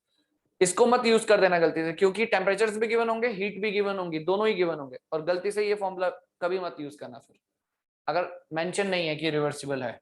मेंशन नहीं है तो हम हमेशा इसी से जाएंगे। ठीक है, तो ये यूजुअली मिस्टेक्स होने के चांसेस होते हैं हमेशा। क्वेश्चन लिखते हैं इस पर।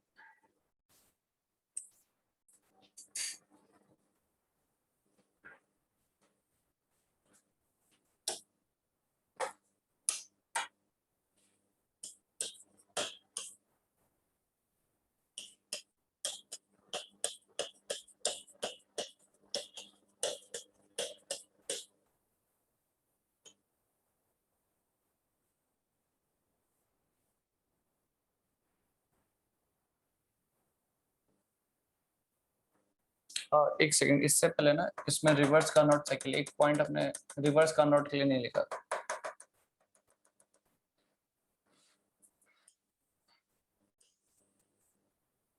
एक पॉइंट हम ये लिख लेते क्योंकि ये रिवर्सिबल जो रिवर्स कार्नोट हीट इंजन है उसके लिए, क्योंकि आई थिंक इसमें रेफ्रिजरेटर एंड हीट पंप के बारे में बात बोली गई है। हाँ ठीक है, तो इससे पहले ना हम एक पॉइंट लिख लेते हैं, reverse Carnot heat engine.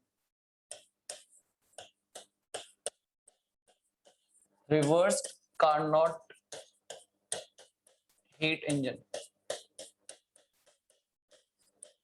Actually ये रिवर्स कार्नोट हीट इंजन बोलने का मतलब है कि रेफ्रिजरेटर है या हीट पंप है। रिवर्स समझ रहे हो, मतलब उल्टा प्रोसेस हो रहा है। ये जो हमने यहाँ पे साइकिल लिखी थी, कहाँ गई हमारी ये वाली चीज,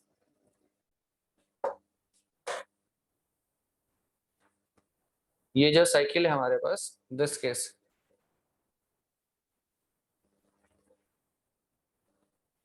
ठीक है। तो ये आप साइकिल देख रहे हो किस ऑर्डर में, क्लॉकवाइज। तो it is work producing cycle. यहाँ पे लिख भी लेना ऐसा करके, वर्क प्रोड्यूसिंग साइकिल। जितनी भी वर्क प्रोड्यूसिंग साइकिल होंगी उसका जो आपको सेंस मिलेगा वो होगा कहीं ना कहीं क्लॉकवाइज। जितनी भी वर्क प्रोड्यूसिंग साइकिल्स होंगी उसका सेंस क्लॉकवाइज होने वाला है, ठीक है। ये चीज जरूर लिखना। तो work producing cycle clockwise sense है ना, दिख रहे हो आपको, ये दिख रहा है क्लॉकवाइज कुछ इस तरीके से, ये वर्क प्रोड्यूसिंग साइकिल का सेंस क्लॉकवाइज, ठीक है। बट अगर हम उसके अपोजिट बात करें, रिवर्स का नॉट हीट इंजन की, ठीक है, डायग्राम बिल्कुल वही बनेगा, ठीक है, प्रोसेस में भी कोई चेंज नहीं है, बट जस्ट रिवर्स हो जाएगा डायरेक्शन।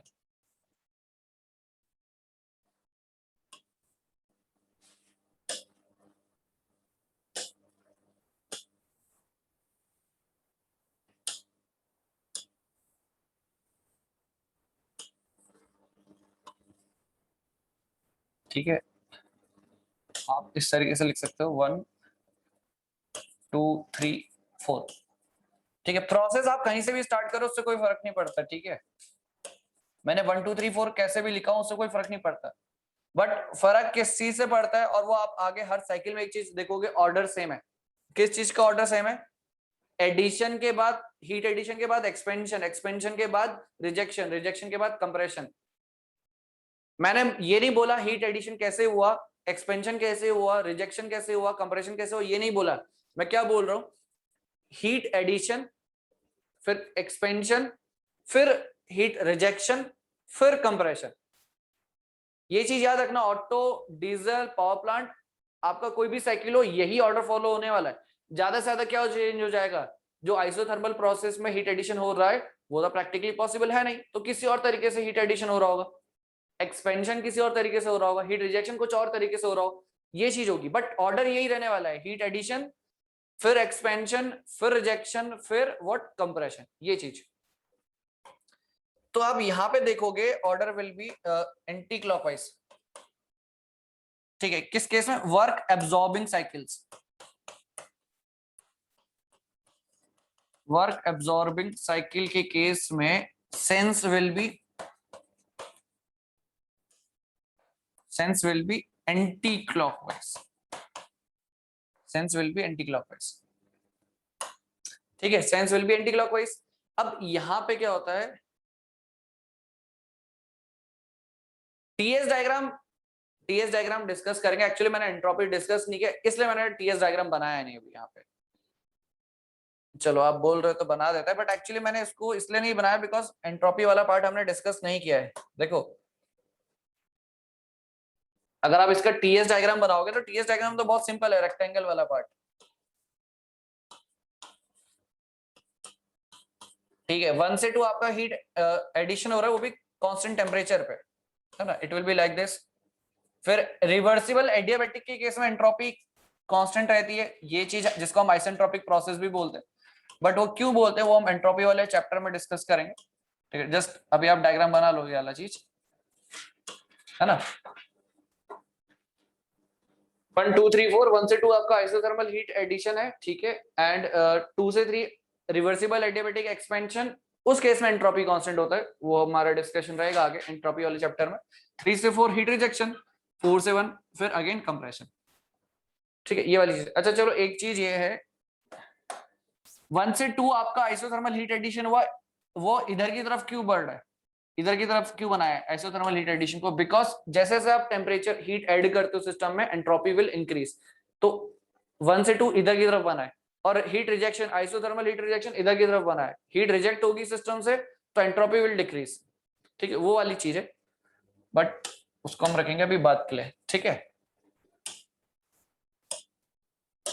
ये चीज, तो ये रिवर्सिबल, रिवर्स मतलब है कि उल्टा कर दिया आपने सब कुछ, ठीक है, डायरेक्शन सेंस सब उल्टा कर दिया, तो reverse Carnot heat engine. Basically इसका जो यूज होने वाला है, कहाँ पे यूज होने वाला है, it is use for the refrigerator और द हीट पंप। तो इसका डायग्राम हमारा कुछ ऐसे बनेगा, this is T H, this is T L. So यहाँ पे आप कुछ ना कुछ वर्क इनपुट दे रहे होंगे,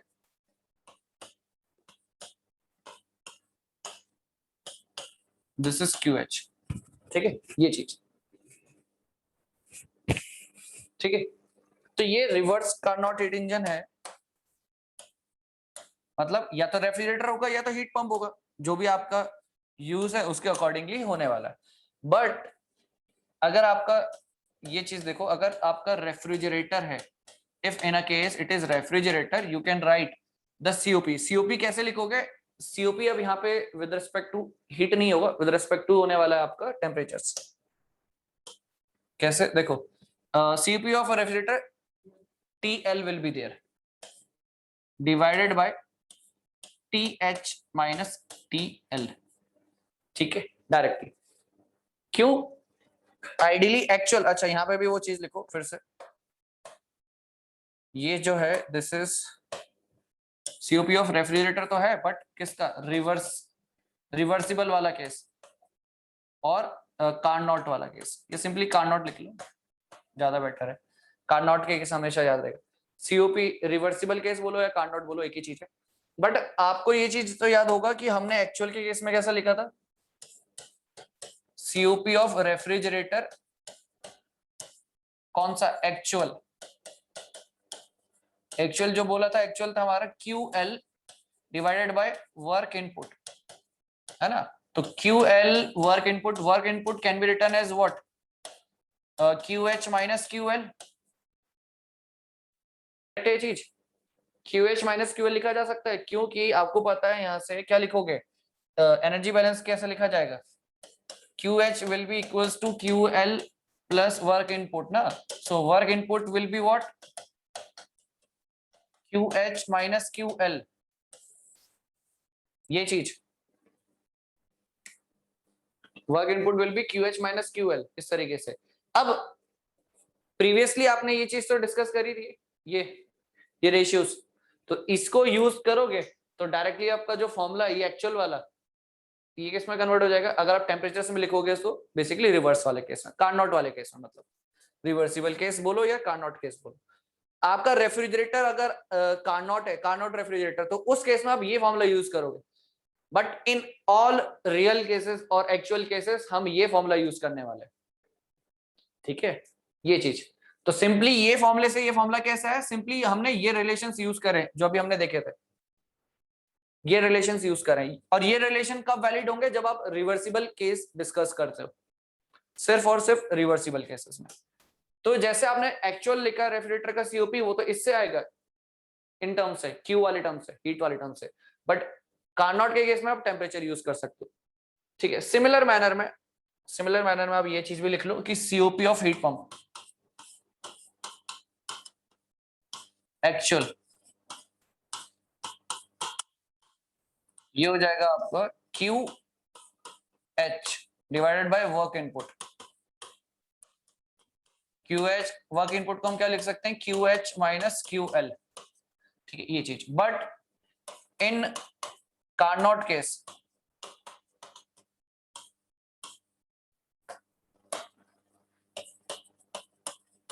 in case of Carnot we can write it like this कि it is TH divided by TH minus TL।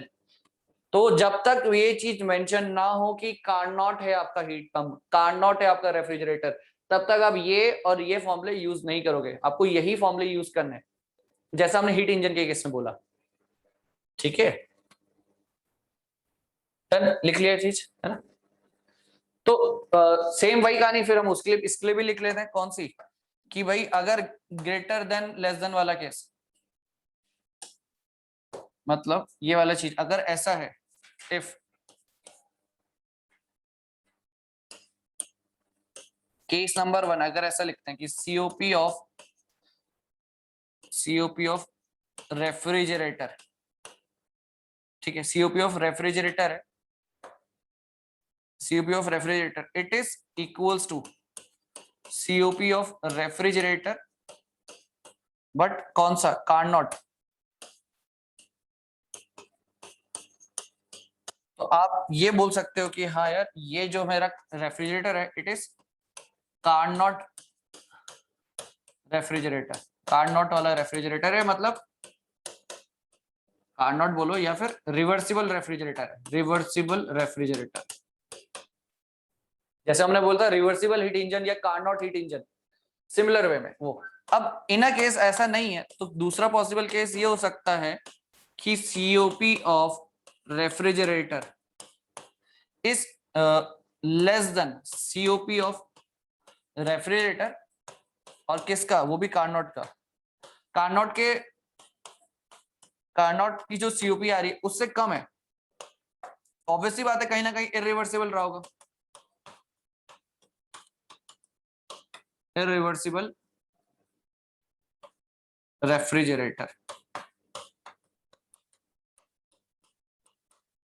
Irreversible refrigerator. और लास्ट केस जो कि इम्पॉसिबल वाला है,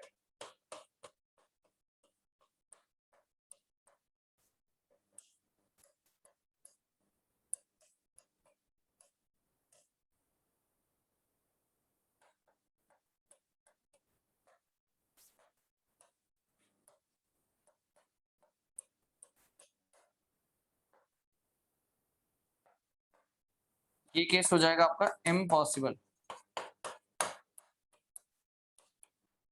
ठीक है,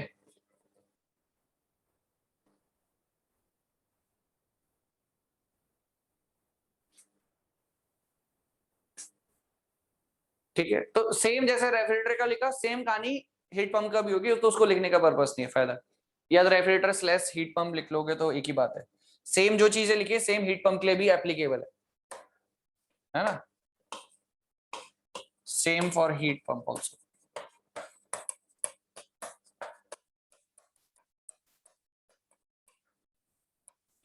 ठीक है, same for heat pump also.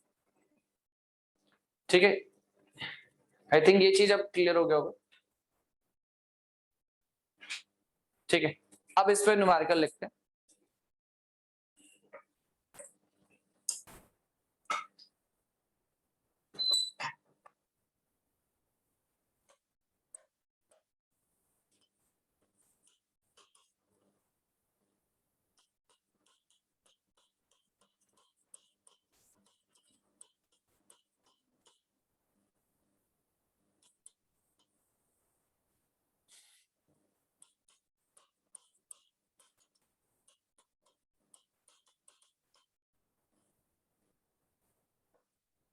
Refrigerator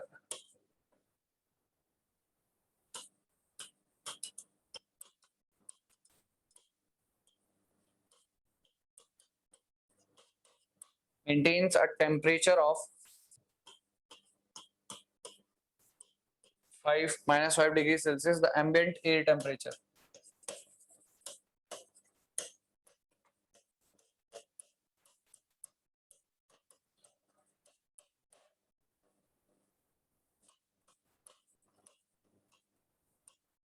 Is 35 degrees Celsius. The heat gained by the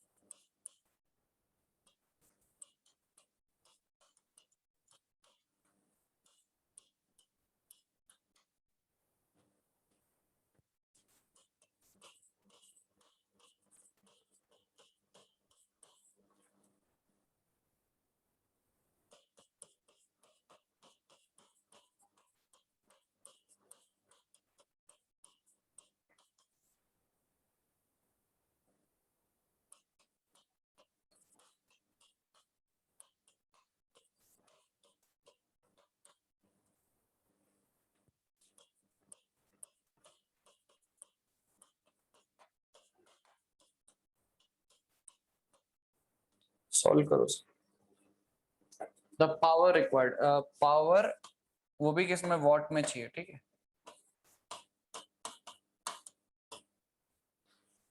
बहुत ही सिंपल क्वेश्चन है, इसको फास्ट सॉल्व करो, ठीक है।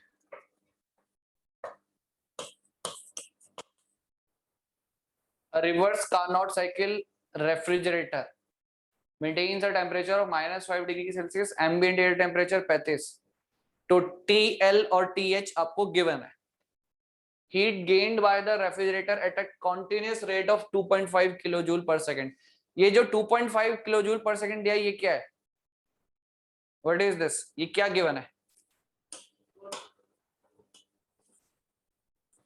क्वेश्चन पढ़ो अगेन, दोबारा, नहीं नहीं दोबारा से पढ़ो। The heat gained by the refrigerator at a continuous rate is 2.5 kilojoule per second. No, it is QL basically. Yes, exactly. This is QL. कि क्या लिखा है, heat gained by the refrigerator at a continuous rate, इतने से वो heat gain कर रहा है। सबसे पहले जब आप डायग्राम बनाओगे ना, तो एक चीज देखो, this is the diagram, TH,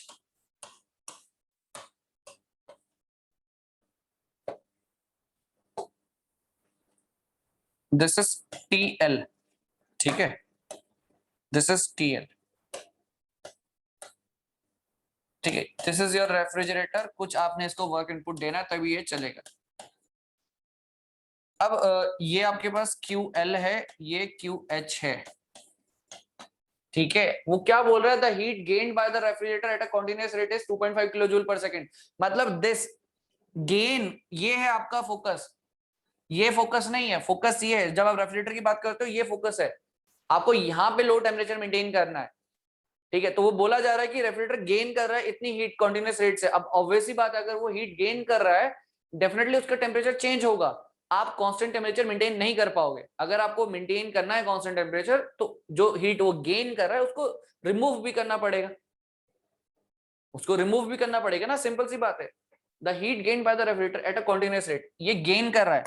अगर आपको इसका टेम्परेचर TL ही मेंटेन करना है, बिकॉज आपको गिवन क्या है कि भाई ये गेन कर रहा है हीट को कितना, 2.5 kilo joule per second, it is gaining this much amount of heat, ठीक है। अब TL नहीं रहेगा, TL will increase, definitely it will increase, but मैं नहीं चाहता हूं कि ये TL इंक्रीज करे, ये यही रहना चाहिए। तो मुझे क्या करना है, मुझे इसको रिमूव करना पड़ेगा। We have to remove this, and for that QL will be 2.5, तभी जाके TL मेंटेन हो सकता है, जब तक मैं ये 2.5 किलो जूल पर सेकंड वाली हीट को रिमूव ना कर लूं, ठीक है। आंसर 0.373 किलोवाट, हाँ ठीक है, बट वॉट में पूछा था, 373 हो जाएगा आंसर, ठीक है, करेक्ट।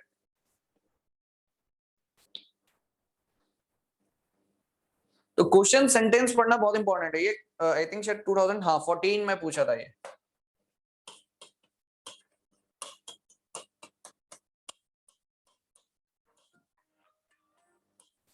टू 2014, ठीक है।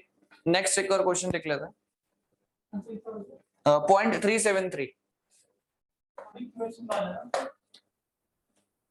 क्या लिखा है, power required to pump this heat, power required, work input per unit rate, per unit time के बेसिस में वो पावर हो गया।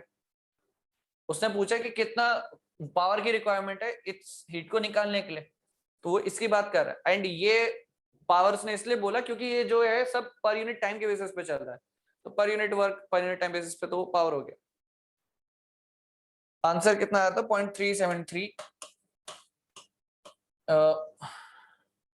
किलो वॉट, बट आंसर पूछा है वॉट के टर्म्स में, तो ये हो जाएगा 373 वॉट, 373.13 373.13 वॉट, ठीक है। नेक्स्ट एक क्वेश्चन लिखते हैं, ठीक है।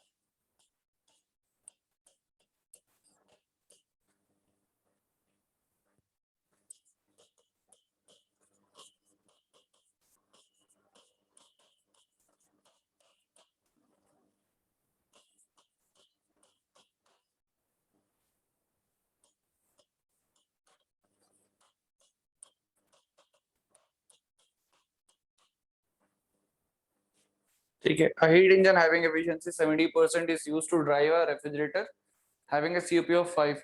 The energy absorbed from a low temperature reservoir by the refrigerator for each kilojoule of energy absorbed from high temperature source by the engine is. ठीक है, इसको सॉल्व, इसे नोट कर लो एंड इसको सॉल्व करके लेकर आना। ठीक है, तो इसका हम एक स्क्रीनशॉट ले लेते हैं। ठीक है, इसको हम कल डिस्कस करेंगे। ठीक है, इस पार्ट को हम कल डिस्कस करेंगे।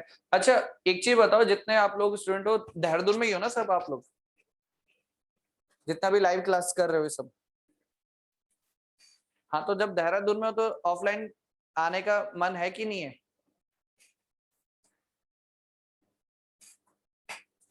सूर्य सत्यम सत्यार्थ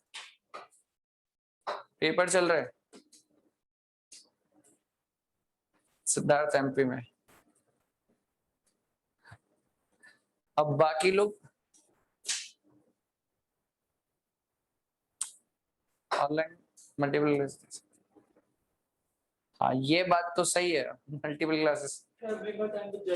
तो मतलब मूड नहीं है आप लोगों का ऑफलाइन आने का, ये कहना चाह रहे हो?